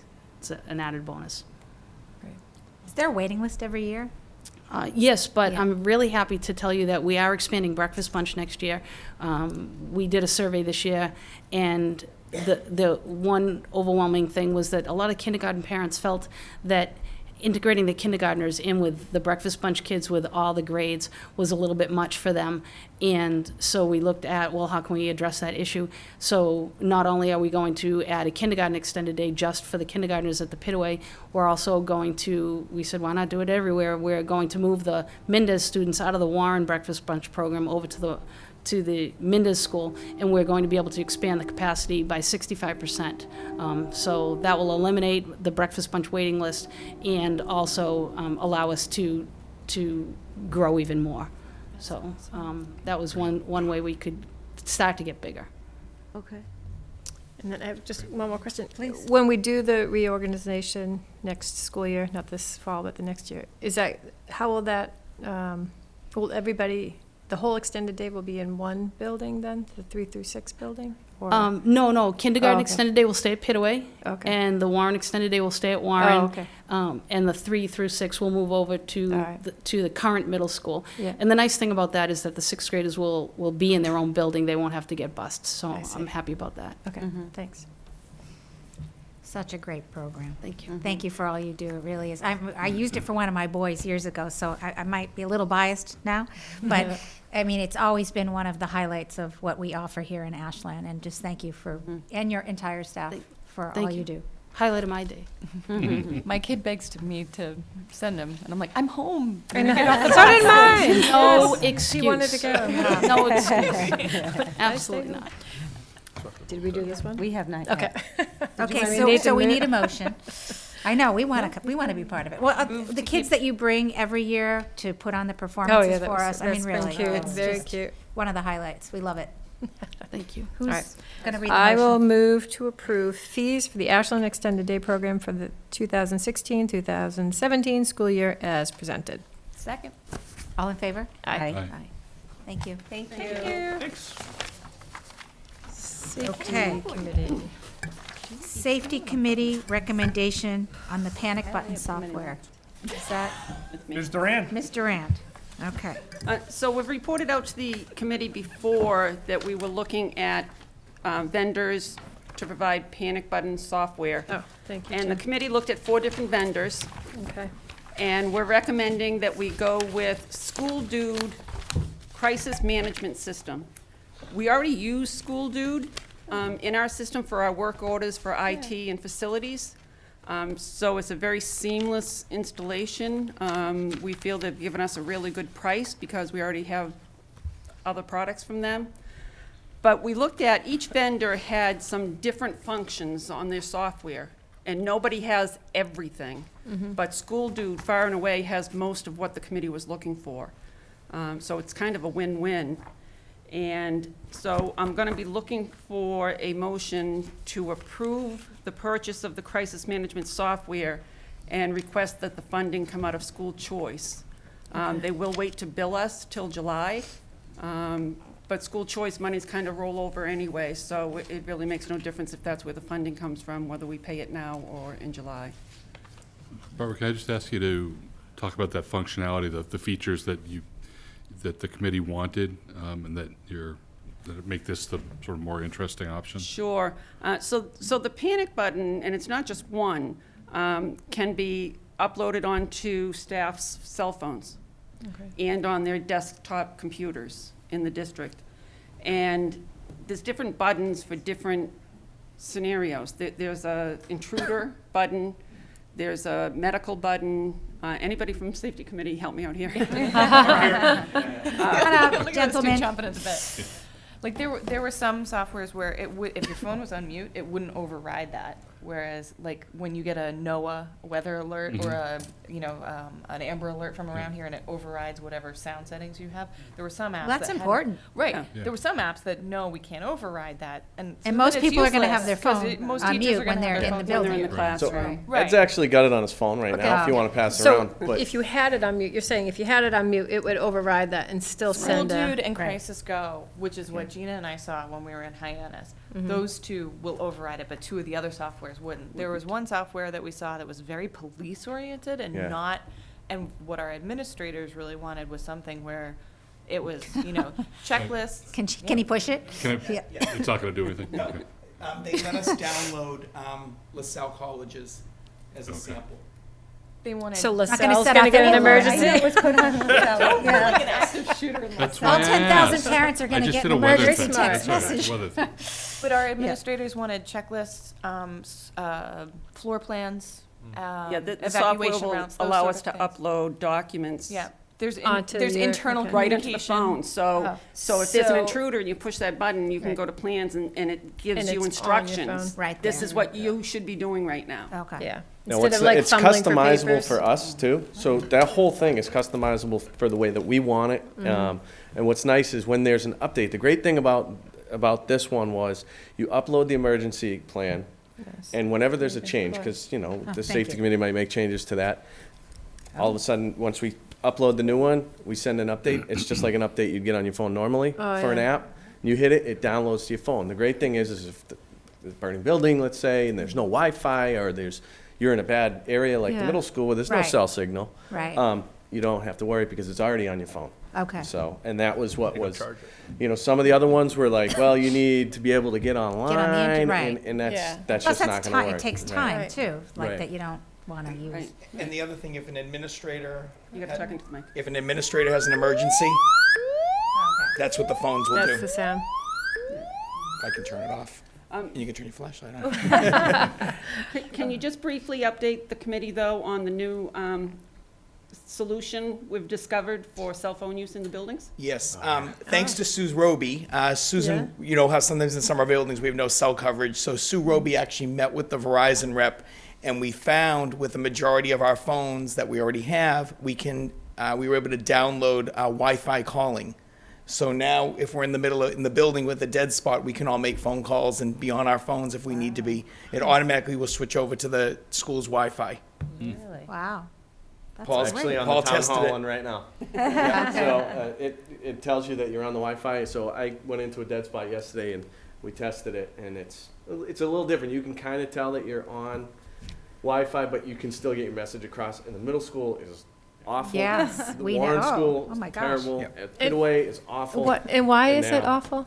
It's just because Cinderblock. Ashland is actually a valley. We have no cell. We're in- So It's if you the go into town. an area that's no cell coverage and Yeah. you're on the school's Wi-Fi, the phone will call out through the I see. Wi-Fi your Okay. your cell phone. And again, kudos to Sue Roby for finding that for us. Thank you, And we Sue. tested it. Thank you, Sue.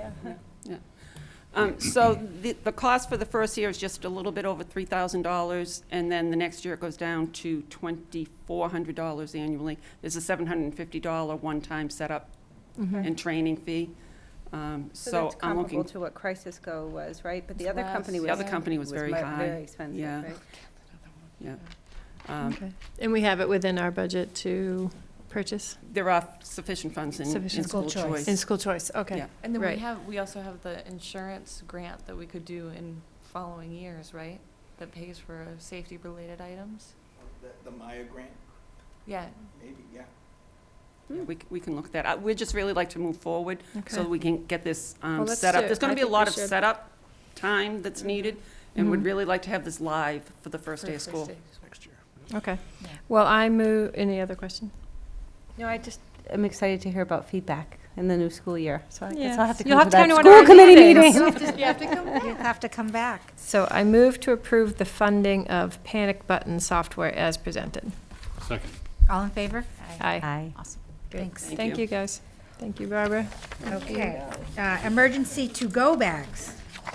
So one of the other things that the safety committee has been talking about is what's called a go bag that should be in each classroom and specialist area in the building, so that if they either get locked in their area for a long period of time, or they have to evacuate, they have this bag that they can have in their room or take with them that's full of medical supplies, some food, water, flashlight, the plans, their class roster, those types of things. And so I got a head count from all of the principals this week. We need about 240 bags. And I am scheduling another safety committee meeting so that the committee can come up with a list of items that need to go into the bags and come up with the cost. So at some point, I hope your next meeting will come back and request funding for the go bags, and I've had some discussions with Superintendent Adams about how to do that. And so for tonight, I'm just looking for consensus, some kind of agreement that you want us to move forward with this. So are we actually talking about purchasing the bags or all the stuff that goes in the bags? Or both? Both, although I believe Officer Berman is working on a donation or two. I'm 99% there. We'll know by Friday, but Come on out. Yeah. I spoke with one of our vendors, 24-hour trauma, and they are pretty much give me a 99%. They're going to actually donate the bag, the Band-Aids, the gloves, the pen, a pen and a pad of paper. So the basic, and then each school would be a little bit different. Like Pitaway might need some more food opposed to the high school. Okay. That's awesome. So Thank you. we're not approving the funding tonight? It's just Barbara? consensus to move forward so they can go do the pricing. And Right. And this has been a topic in our meetings for quite some, well, since I was on the Yeah, committee, I so think we've started, yeah. so. So I give my consensus. Okay, great, thank you. Definitely. Yep, you've got Thank you. my consensus. Beautiful. Rolling right along. Rolling. Okay, school choice Is funds. somebody gonna go back and say we didn't follow open meeting law because we didn't get a second? All On what? Well, with on consensus, it's not a vote. Yeah, we don't, Okay. yeah, it's not a vote. But we will vote. If there's a proposal the next time to actually do something and spend money on it, we Okay, will just vote. wanna make sure we're- Yeah, thank Yeah. you. We're not Right. appropriating anything. No, Moving sometimes, on. we Good call. we need to make sure that we're voting. You'll have to vote on this one. Okay. Yes. Allocation. As I mentioned earlier in the meeting, with school choice funds, that we've used these funds to help each building and technology to offset some of their supplies and textbooks costs. Not nearly enough that they get, but it does certainly help with purchasing the supplies. So as in years past, it's the same exact allocation that we've looked at. $29,000 to the high school, 22 to the middle school, 26 to Mendez, 23 to Warren, and 15,000 to the technology department. And what we're asking for tonight is that you approve this allocation for FY17. Okay. Questions? Is there a rhyme or sort of reason? a specific, an approach, or was it just, who had needs that we could fund this way? We have done analysis on this at least twice at the request of different school committee members over my years here. And it's really very comparable as to the numbers of students in each building. Okay. Right. We've done it different ways, like it used to be. Sometimes it was split evenly, and other times it was according to the requests. And there's been some investigation as to what is really meeting the real needs of the students in the building. But so per student seems to be the best. Right, so if we do the district reorg for 17-18, we'll have to recalculate the school choice funds. Right. Gotcha. Okay. Everybody comfortable? Yeah, move to approve the allocation of FY17 school choice funds as presented. Second? Second. All in favor? Aye. Okay, thank you. Okay, school committee evaluation. This one's you, Oh, yes, Chair. this is me. This is you. Hopefully I'll make Ms. it brief, but But I did pass out a tool that the MASC recommends. I mean, if people want to do some investigation into whether or not there might be a better tool, but we do have a policy that tells us the kinds of things that we should be looking at in terms of evaluating our effectiveness as a board, like how we are with fiscal management, how we are with community relations, the group dynamic, and so forth. So there's a list of things that we're to consider. This tool, to me, seemed to address all those things and to make it simple and move us forward. I was offering it to you as proposing that we use this tool. However, this is an opportunity for anyone who doesn't like it or would like to, or has seen a better one, or would like to offer another suggestion.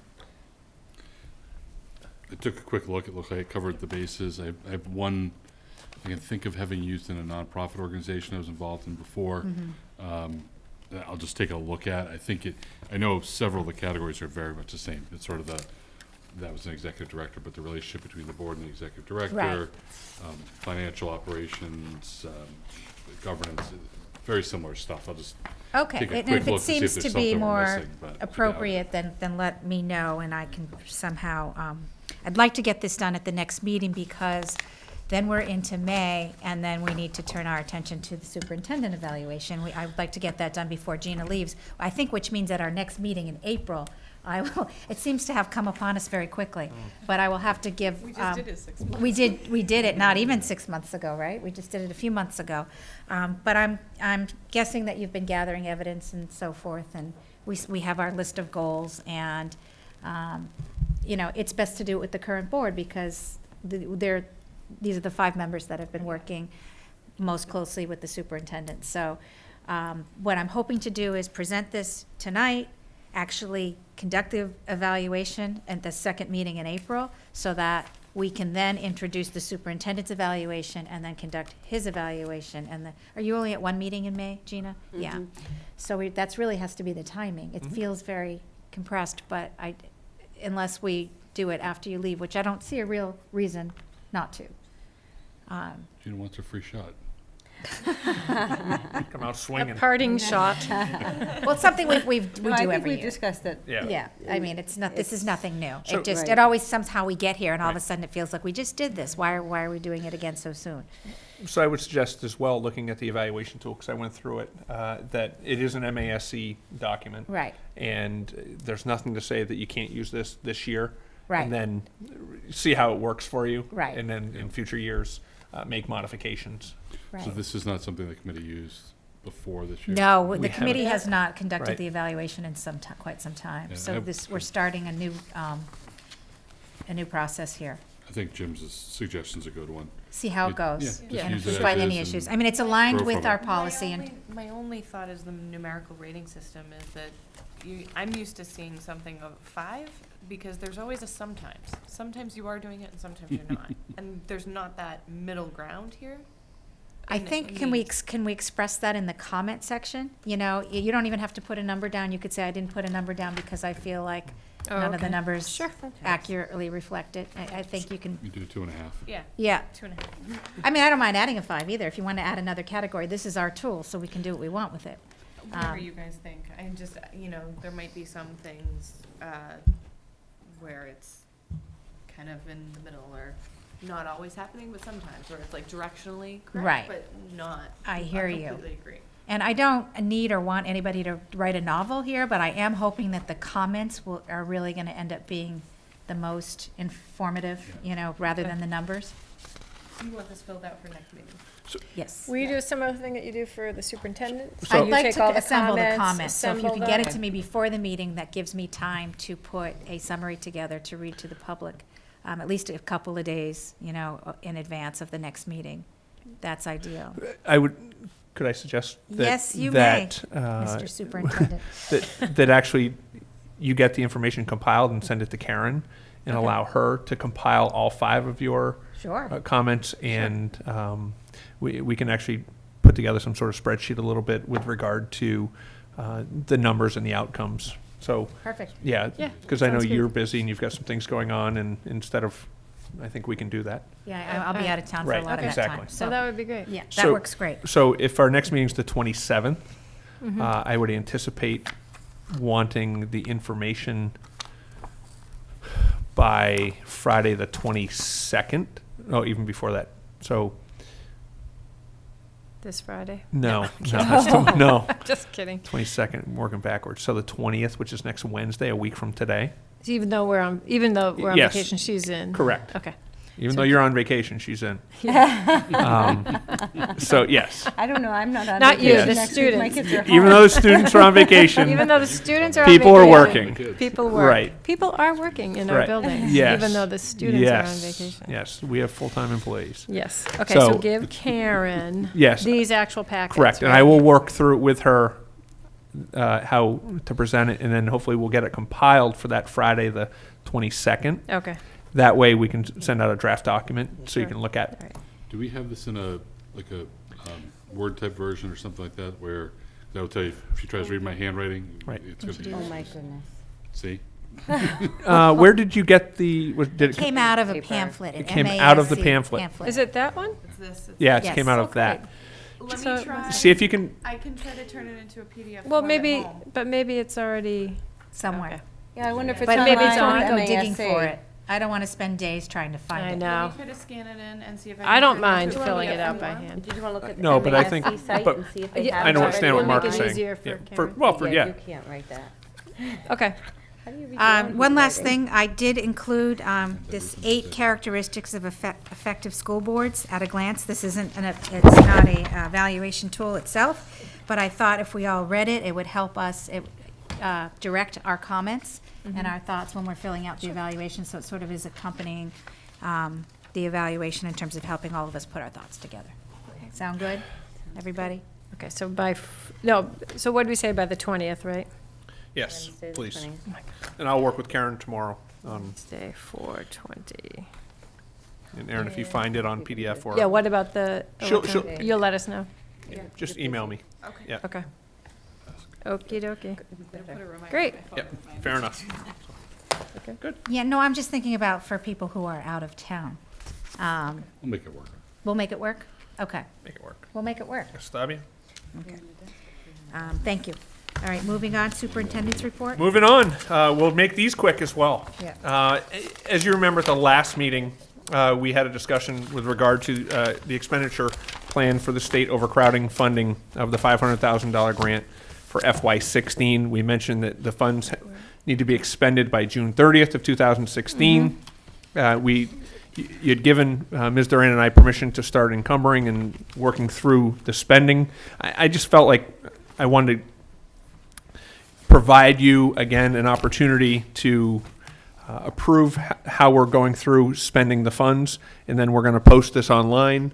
As Ms. Tosti and I went to the Capital Improvement Committee a week ago, and we said we would do that to make sure that everyone understands that this is a one-time fund, a grant that we've received, and this is how we're expending the funds, and that, again, just for clarity's sakes for the community. Are you adding up to see if I'm accurate? I am. Excellent. I like lines at the bottom say 500. then I usually believe do, it. right? I have Yeah. my accounting hat on. I usually have the single line and the double underline. I Honor of didn't. April 15th, I would have expected I a line know. at the Well, bottom, Massachusetts messes me up with Patriots Day. You know, I'm Oh, usually I done know. April 14th when I was in Right. Texas. Extend. And I know we gave our consensus the last time we started talking Right. about this, but I do think that we should take a vote on these Yeah. numbers. I mean, they have been presented to the Board of Selectmen, Correct. the Finance Committee. As Jim said, we went to the Capital Improvement Committee, and they actually voted on accepting our proposal Right. to, on the modular item. So I think we've covered all the bases with all the committees in town, Great. and we can safely go forward with our plan, and I would be most comfortable if we voted on it. Just You vote want to on it. vote I on these agree. tonight? Do you want to read it again? You mean, you want to vote tonight Yes. on this? Okay. Yeah. Do we need that to be an agenda item, or? Well, we have You've on already- here you've the, already- it's been an agenda item, and we Right. have update on the FY16. Okay. But there's no change from this from our prior discussion, right? There is actually. We adjusted one of the items to, which I felt uncomfortable with regard to the reorganization of Mendez, some of the capital expenditures, and we'll again probably look to do other capital items in FY18 that would help with the reorganization. But we allocated those back into the textbooks and the technology. After I reviewed, going back to August 22nd memo and letter to the state senator and to the Department of Accounting and Finance, I felt more comfortable allocating the funding that way because that's more specific as to what I said in that letter. Okay. So I'd move to approve the recommendation of the superintendent with regard to the expenditure plan for the state overcrowding funds of $500,000 for FY16. Second. All in favor? Aye. Great, thank you. Just a question on the Warren playground, so that'll Yeah. be in place for the fall. Yes. Yep. So, and the last thing for the superintendent's report is very pleased today to receive this email from the Department of Education. And as the Title I director until June maybe, or July 1st of next, when we have if we're lucky. Right. yeah, if we're lucky, July 1. With the Title I funds, which are used for helping reduce and closing achievement gaps, and specifically we use those funds for, we changed the model this year when I took over being in charge of the Title I funds. We're putting more of the funding into salaries for individuals. So we added, if you remember, a position at the middle school for math. In closing the achievement gap, we were finding 60 students a year were coming and not meeting benchmarks at the beginning of the 6th grade year. So we have a part-time position that we added this year with those funds. So this was our year for an audit, believe it or not. Yeah. So it was a lot of work, weeks worth of work, and I want to thank Joan Paluski and Claudia Bialczyk out of Ms. Duran's office, as well as the principals. So we had to gather all of this information from the last couple of years, where our curriculum director and assistant superintendent before that, how they were spending the funding. And we made some modifications I did this year after understanding the grant a little bit better. And so we had the audit process, and they sent us back 2 findings, which I'm very happy with that there were only 2 findings. We were quite concerned, honestly, about how we were utilizing the funds, because you're always, anytime you get a grant, you want to make sure that you're utilizing the funds, as we know with Senator Spilker, right, that as intended, the intended purpose. And we made some modifications. I made some modifications this year as to how we're using the funds. And we were not cited on one thing that dealt from an accounting or spending standpoint, which I thought was great. So the 2 things that they've cited us on were really about communication and policies and providing, and that deals with outreach to non-public schools, so private schools that we offer. So let's assume the Metro West Christian Day School needs Title I services for students. We're responsible for divvying up part of our funds with those schools. So what they're looking for is just evidence that in a timely fashion we reached out to those schools. They declined the use of the funding, or if they did request the funding, that we, gave them the funding needed, or the services needed. So we have that stuff. It just wasn't included in the package. I just didn't provide enough of the evidence. And so by October 7th of 2016, and I mentioned this today in a meeting, we're hoping again by July 1 I can actually pass these off to somebody and let them deal with this. But it's actually quite simple, and I'll probably deal with it next week. So very pleased with the audit itself. So congratulations. Yes, thanks. Yeah, no, I feel really relieved. Fantastic. Yeah. Excellent. So Been a tough year. it's been a long year. Well, long year. So, but not busy tough. year. Busy year. So that's it for the superintendent's report. Thank you. Thank you, Jim. We have an update on our FY16 budget from the assistant superintendent. You do. So in your packets is a year-to-date budget report as of April 7th, 2016, and a memo to go along with it. Our salaries have been spent or encumbered at 98.41%, with an available balance of $342,000. We have done some calculations, and I am projecting a large amount of savings in our salary lines, and I'm providing that information to Mr. Adams, and then he'll be providing it to you. And that is due to several workers' compensation cases that we've had all year long. So those people are paid by workers' comp and not out of our budget. We had an unanticipated retirements and resignations of staff after our budget was set. I keep a spreadsheet, and there's a list of people that, after the budget was set, resigned or retired. And we had several unpaid maternity leaves this year. We only pay the first 8 weeks of maternity leave. If they opt to take longer than that, they no longer get paid after the 8 weeks. So we had several maternity cases this year. So we'll be bringing more information to you on that. Our expenses have been spent or encumbered at 102.76%, so we are in the negative.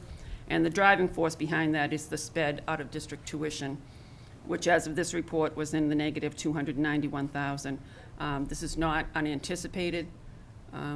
We had expected it to be higher, so you know, the Kathy Silver is doing a really good job at keeping these costs down. A decision will have to be made for town meeting how much to ask for out of the SPED stabilization fund to cover those. By what date do we have to figure out that number? Well, the warrant has closed, so what I gave Mr. Herbert the number, I think it was actually at $285,000 the day I gave it to him. So it'll be a not to exceed $285,000. We can always go into town meeting floor and request less. You can't request more on town meeting floor, but you can request less. So there is a warrant article prepared for the SPED stabilization. And so we would just provide that number on the floor. That day? Okay. Yeah. Any questions? Anybody have any questions? So does the funding that we use to replace all of those employees, like the substitutes, long-term subs, or when people are out on workers' comp, does that come from somewhere else? We have money in the budget for long-term subs, but their salaries are so much lower compared to a teacher's salary that we would be paying. That's what it is. That's the net savings. Okay, so that's reflected in this number. We're paying for the replacement. Correct. And then there's still a savings. Even the workers' comp cases, you know, a teacher that we're probably paying $80,000 to, we've replaced them this year with a long-term sub at probably $50,000. Gotcha. The only one that we probably didn't have any savings is a custodian, because we did bring in contracted services to cover for that building. Yeah. And I think it's important to understand when we're setting the budget and approved at town meeting in May, and we're not fully sure how many staff, and we have staff that take jobs throughout the summer, that, you know, they're leaving the system. And so when we're hiring, you know, we're certainly looking at the salary line items or savings there. If someone leaves after 7 or 8 years, we had a retiree in June of last year at an $80,000 job, and, you know, moved that person in at $50,000. There's an automatic $30,000 savings in that salary line. We didn't anticipate the person retiring; it just happened out of, you know, out of the blue. So, so what ability do we have? Take that June one, because it's fairly early in terms of our academic cycle, and you go ahead and replace that person for the fall. It's a 4th grade teacher. Right. Sorry, I'm away from my microphone. Right. So you're taking somebody who's retired, you go and fill that position, and you should have a sense of the savings as soon as you hire the person. You know what the rate is and the differential. What ability do we have to look at the difference earlier in the year to make some of their progress elsewhere? Well, Barbara and I, we have that conversation all the time. I mean, honestly, we're looking at the salary savings, what are salary savings, what are not, because, and I'll give an example, because Barbara always used to yell at me when I was the principal of the high school, because I always thought the funding was mine, right? Oh. So I did. I would say, listen, I've reorganized my school, and I've hired different teachers at a much lower rate. Right. So I've saved $50,000. I'm going to use that on textbooks. And Barbara's like, no, that's actually a district savings, because other buildings have may have Priorities. Similar. may have salaries Right. that are higher It than has to go back into what the pot. Right, it goes back into Right. the pot. So I always wanted to do that, and she wouldn't let me. And we have actually some principals I've trained to think that way too, and I get slapped there. Need a little professional development on that too. Well, I don't, but it just so to answer your question, we're not done our hiring quite often until the end of August, and savings for ESPs or workers' comp, those aren't coming in until October, November, December. Right. And so for Ms. Durant to look at it, we just barely ran the numbers like accurately.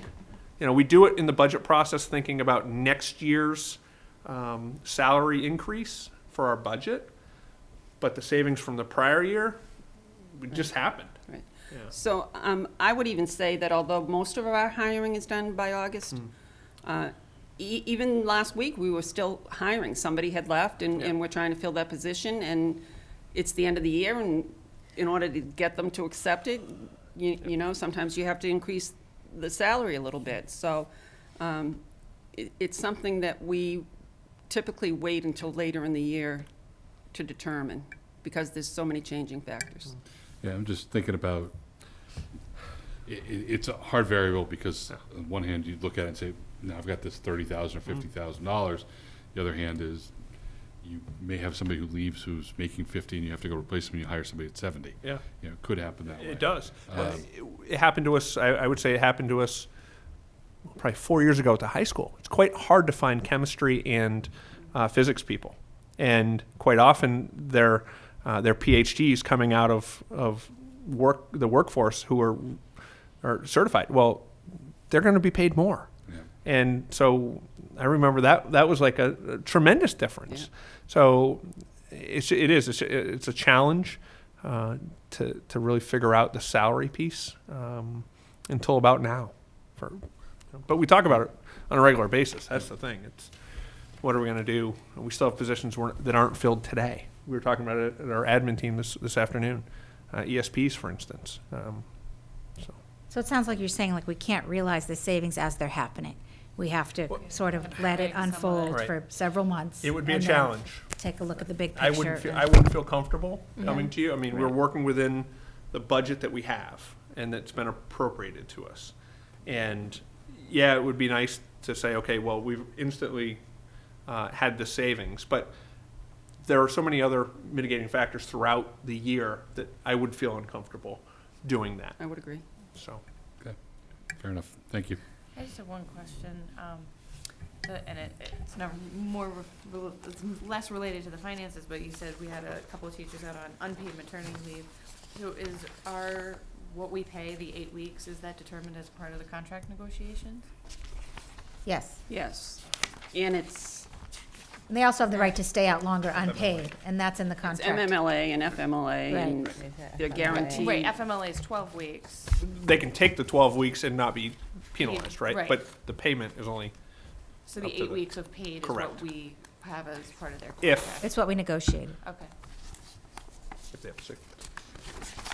Mark, correct me if I'm wrong, but I think MMLA says that if you allow employees to use sick days for being out sick, then we have to pay the teachers while they're still medically unable to come back to work.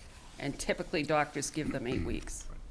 Yeah, I think it's kind of an open question. It's even more complicated now because the law changed to a parental leave statute from just a maternity leave statute. But yeah, I think when you're talking about leave being available because somebody's not medically able to work, if that's a result of a pregnancy, then typically they'd be eligible for sick leave. If they have it available. That's right. And that's an important understanding. That's what I was just saying to Barbara. Is we have some teachers who don't have accumulated or have not accumulated, 6 weeks of sick time or 8 weeks of sick time, even though they may stay out that long or even longer. So, I mean, you can do different things with the definitions of what sick leave is for, but if that's the practice with the bargaining units. That also has bargaining implications too. Correct. So. Yeah. Other questions, comments on the budget update? Okay, and so now we just need to vote on that travel request, the Make-A-Wish Club trip to Florida. That'll be in November 2016. Was there paperwork on that? There is. It's There in is. here. Yep. It's here, Should be in there. right behind the budget. That was the one I didn't see. It's there.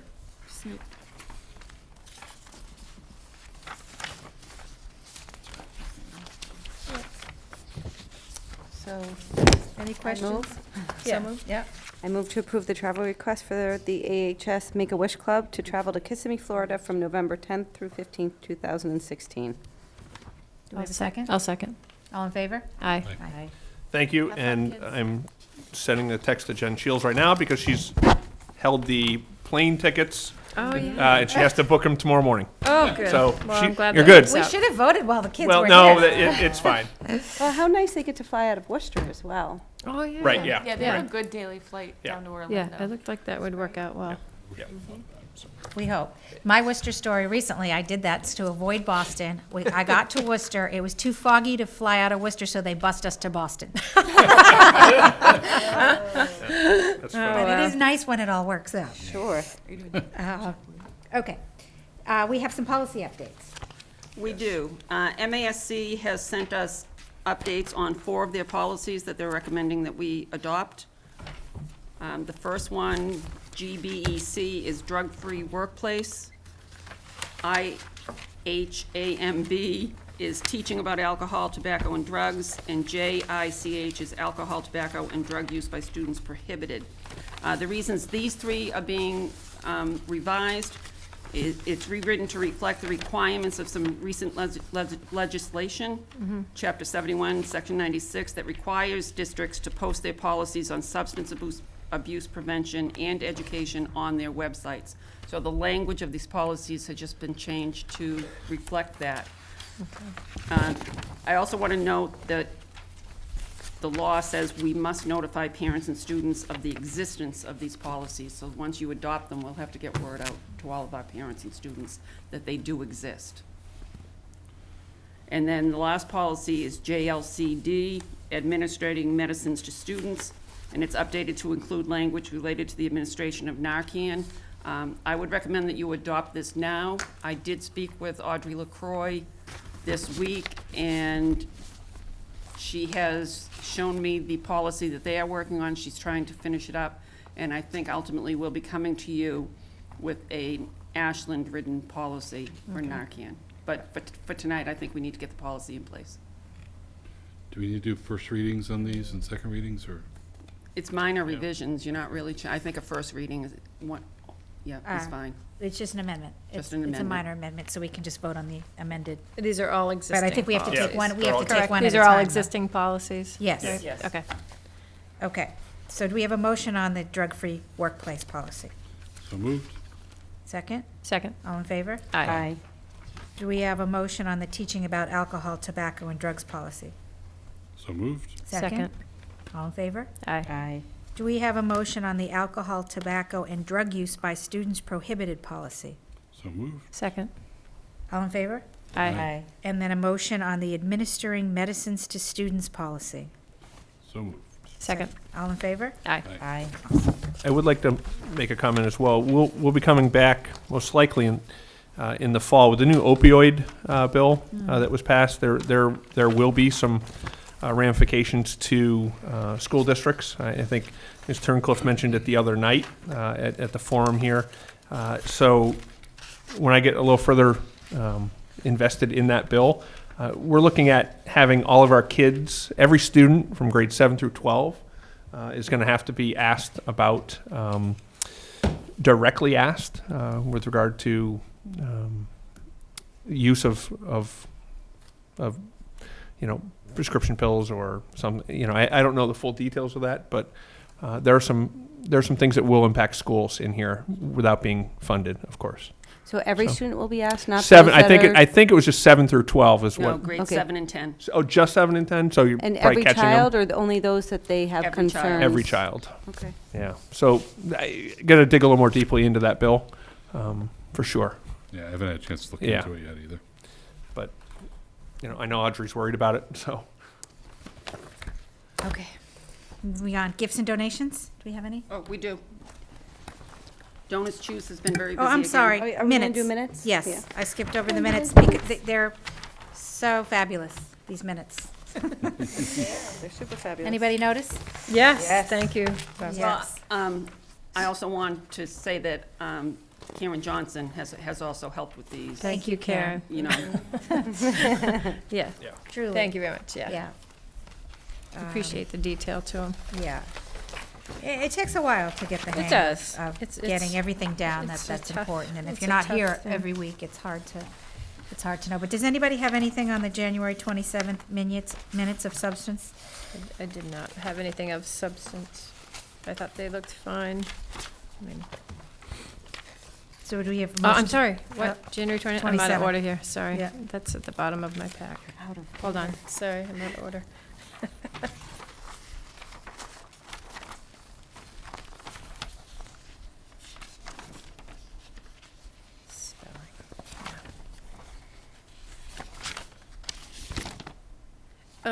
Does this matter? On the very back, adjournment. This is minor, but it's a motion to adjourn was vote 5-0, but I believe we were only 4-0 at that point. Does that matter? we'll change it. I'm just thinking, Somebody had left. Aaron had left. Okay. And, We want you to change it to 4-0 instead of 5-0. Serious. That was That serious. was Jim and Siri over there. There's Siri. Siri humor. Anyway, that was all I saw on that. You can't ask her who let We'll the make that dogs out change. anymore. She Yeah, doesn't right. do that anymore. Anybody else for changes on there? Okay. Okay, so motion to accept the minutes of January 27th, 2016. So moved. Second. All in favor? Aye. Okay, and does anybody have anything on the March 9th March minutes? 9th. That's the one I was reading through. No, I don't have anything on that. I don't have any changes on that. There's a typo on the first page, we'll fix it. Yeah, well, I had some spellings, but I didn't get them to you, Okay. so. I did find a place actually where Aaron's last name is Ms. William on page 5, Mrs. Baited. 4th. Oh, am I in there baited? Oh, is that what it was? I didn't even see that. Yeah. Okay, did we do a motion? Mr. D, how he's referred to me. I didn't have anything of Can't we- yeah, we substance can't or just put D? content. We could. Spelled differently by different people. Deejas. Okay, motion That's crazy. to approve the March 9th minutes. So moved. Second. All in favor? Aye. Okay. Does anybody have anything on March 23rd? I just have one thing, and I don't know how anyone else. Okay. Order of business, the agenda review and adoption. So on the first page, we have, she also requested that the item, discussion of open meeting law complaint, be moved to later in the agenda. I was thinking we did that to accommodate the person, because there was a chance he was gonna maybe make it Right, later. that's Do you, correct. do you think we should say that, Sure, that was the reason. right? Just a little more detail. We I did think I that did in say order something like that, to you know, accommodate. 'cause- Do we say his name, or? No, No, okay, to accommodate. anybody who might want to Complaining. come, yeah, Okay. to accommodate anybody who might want to I come think we speak should on put it in there, because that is why we did it. Good call. And then I'm just wondering, do we want to attach, you know how we say at the end of our meeting minutes here on the back, documents used at the meeting? Do we want to put school committee's response letter as a document that used? Do we want to have that, or does that not matter? document wasn't, It wasn't there? you just voted to give the Chair permission to write the letter. To write the letter. It Okay. wasn't actually a document used here. Okay, And we sent it away. and we sent it. All right. Is it kept, but that's in the file We have it in the somewhere, file. right? We have it? Yes, So it's fine, okay, that's all I was wondering, just to keep, it would be somewhere, okay. it is. That's all I had for the, for those minutes. Anybody else on the 23rd? Do we have a motion to accept those minutes? 23rd? So March. moved. Second. All in favor? Abstaining because I wasn't a part of it. Okay. Aye, Aye. okay, Aye. with one abstention. Okay. March 30th? March 30th, I do not have anything. Anybody? Nope. Okay. Wait, hold on. Do we have in there Mr. Jim Hanna saying he'd vote for the override? Is that recorded anywhere? No? Remove the sign from the property? Yeah. Half of Half it, out. right? One leg of it is Yeah. out. Still there, though. All I right, drove by well, it today. I move to accept these minutes. Okay. Anybody want a second? Second. All in favor? With one Oh, are you Is not that the there, meeting? Gina? Yes, that's the meeting that Oh, you with missed, Yes. Gina. and Gina. Yeah. I'm abstaining. Abstention. Yeah. Abstention? Is that the word? Abstention. Yeah. I know. So you could. 4 yeas, 1 abstention. Through the whole Okay, thing. now we have gifts and donations. All right. Where are we? Fun stuff. So we have a new group that apparently is doing the same type of fundraising as Donors Choose. It's called adoptaclassroom.org. Okay. And Lori Freeman has raised $733.34 for the purchase of 4 Chromebooks and 4 licenses. Lori Freeman, again, Adopt a Classroom, raised $14.42 for stickers. And then we have Donors Choose for Lori Freeman. One donor matched $169 for a letter tray and rolling cart. Teresa McCarrick, through Donors Choose, got an Iditarod unit, books, scooters, and sleds, $847.14. Wow. It took 25 days and 8 donors. I'm going to demolish this name. Kylie Oh. Kakia Paglia. Cassia Paglia. Yeah. I don't. Raised $752 for 3 Chromebooks, 25 days, 2 donors. Teresa McCarrick, again, Donors Choose, raised $181 for green screen lighting and backdrop support system. I would love to know what she's doing over there. Yeah. And Teresa McCarrick, again, $198.21 for foam boards and T-shirt transfer paper. It took 2 donors, 24 hours. Wow. That's it. Do we have a motion to accept the gifts and donations? So moved. Second?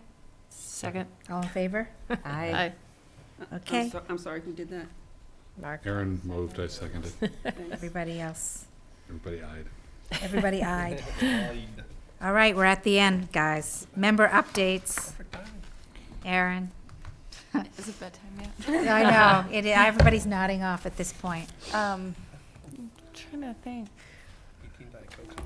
Yeah, with quarter close and with traveling, it's not been a lot. But I'm hosting a Override Coffee on April 25th. Excellent. Fantastic. Thank you. So what beer? Is No beer. required? I'll save my beard, yes. Coffee.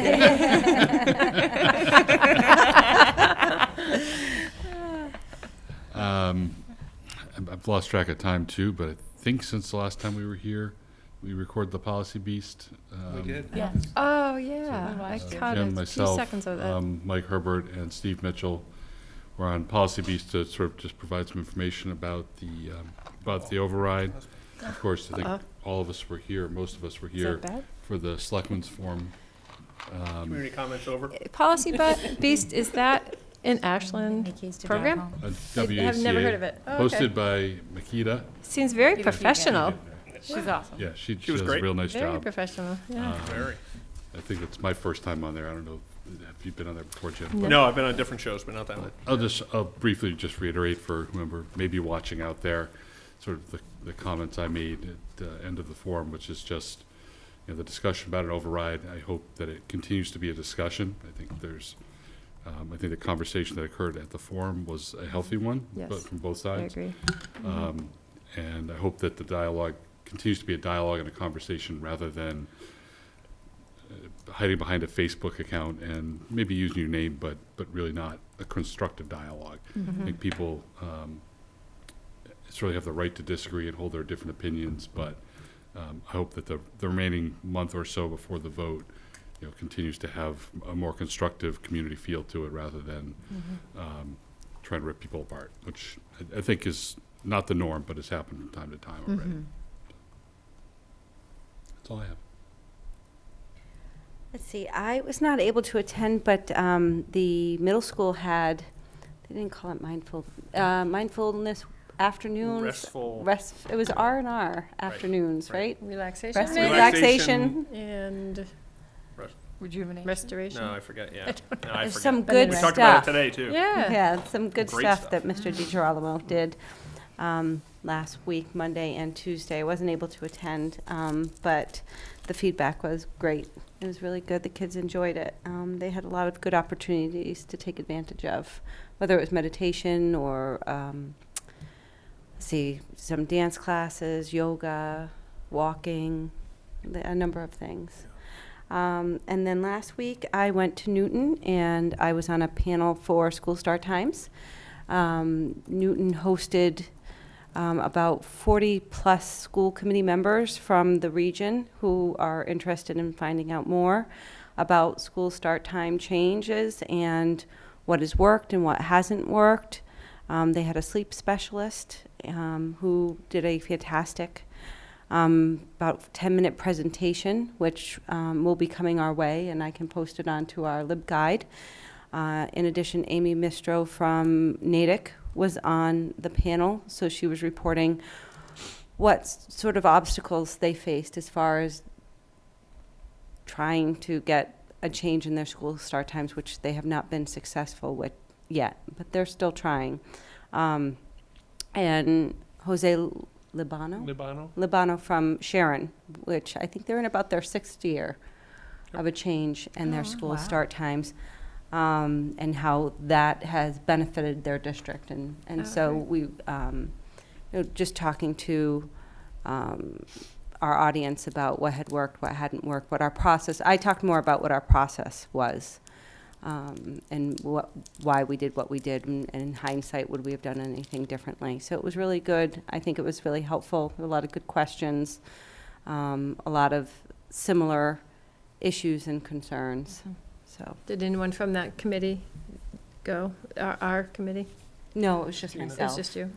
Mhm. I was just wondering. Good. I just have one thing. I was at the ASHPAC meeting last week. I'm the liaison for that group. And there was discussion about discipline philosophy with principals, and specifically for students that are on IEPs.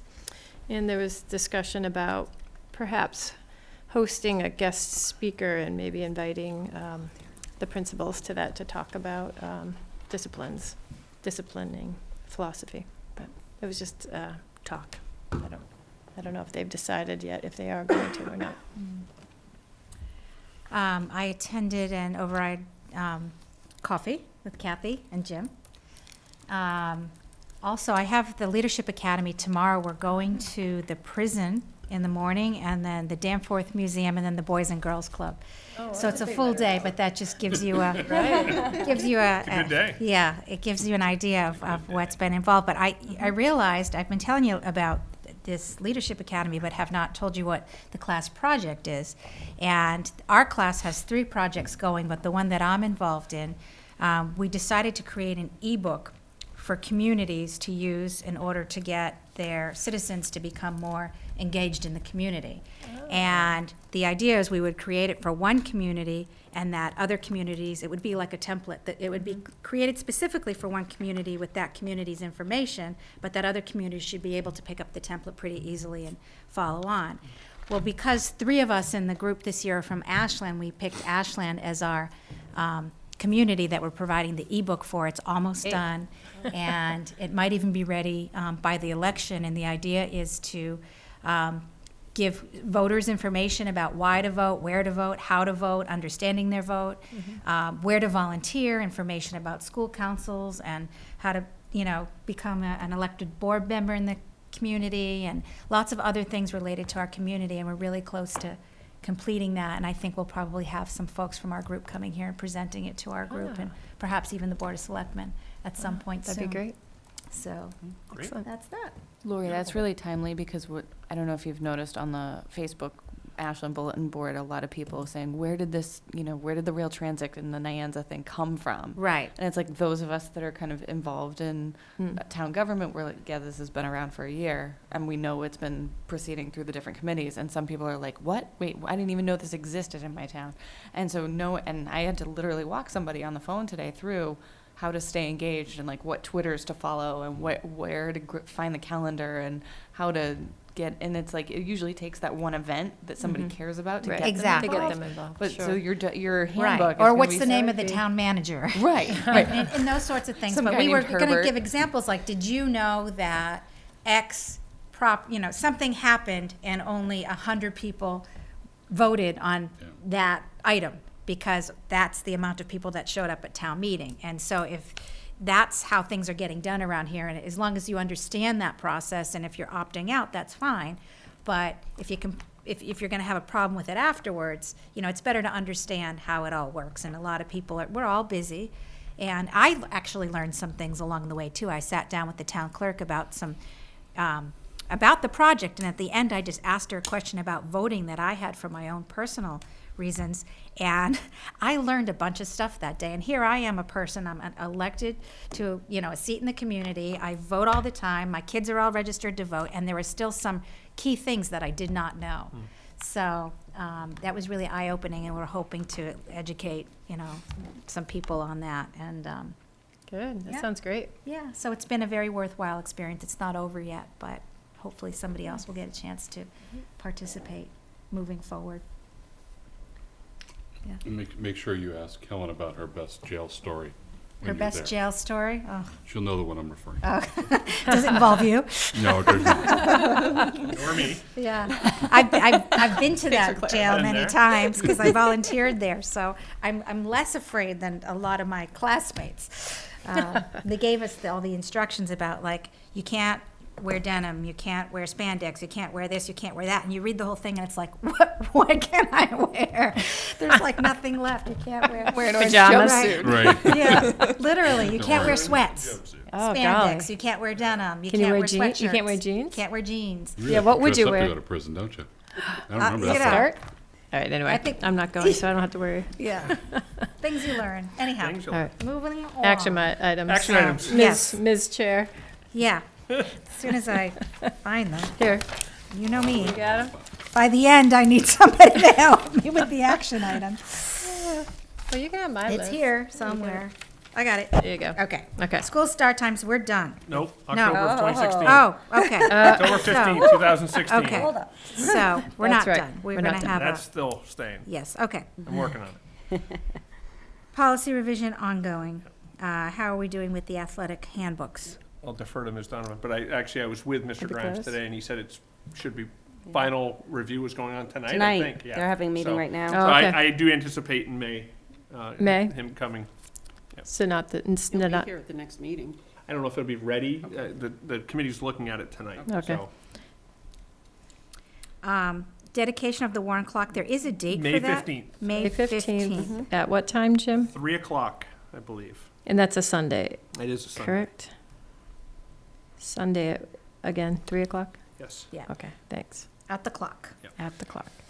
And we had our PBIS Yes, update this next, evening. Kathy Silva's coming on the 27th of April to just give a general overview of special education and how things have been going. Great. We wanted to make sure we've had all the principals come in at some point throughout, but she has not yet as a director. So, Okay. So she'll be in. So we had our kindergarten task did. force update, but we asked to sort of be kept in the loop. But that's number 7, Okay. which is the, Got you. So Oh, we right. get rid of Yes. 6, but keep 7. Get rid of 6, keep 7. We talked about stage 1 of the school committee evaluation tool, and we'll complete that process at the next meeting. Do we want to add the super evaluation? That, on here, we need to or- start that process, I think, Well, at yeah, so the it's going to next be done meeting. in Yeah. May. So. Okay. Yeah. And anything else? School committee eval. That's Right, there. that's on Oh, there. it's there? That's Oh, number 8. that would be number 8. It's getting late. It's getting late. It's getting late. It's all- Or the one thing I guess I've been thinking about a little bit in terms of our goals, and one of the broad categories we put out there was communication. And I think at least at the time when we talked about it back in the summer through the fall, was some sort of more deliberate communication strategy, whether that's, and talking more as a committee rather than a district, I think at first. Be more effective as a committee through Facebook or other social media, but also just the outreach that I think we do. And then sort of the broader idea of some of the things like the coffees that are going on now. I think I had in my head that, that would be something, setting aside the override discussion, but that kind of community outreach, to be engaging more with the community, to getting feedback and finding out what's going on, was sort of what I had in my head. But I don't think we've ever really gotten to the point of saying, okay, what do we really want to do with this, and have an organized approach to it? Right. At some point, we started like, oh, should we do a Facebook? But we didn't make a decision at that time. So I don't know that it makes sense necessarily to take up that kind of issue, which is it's almost more of a workshop subject, I think. Yeah. Now, but at least we're putting it on the list, and maybe it's something that we think about. Outreach. Yeah, I mean, if you want to put it under that heading, maybe make it a part of the agenda for our summer retreat when we get there.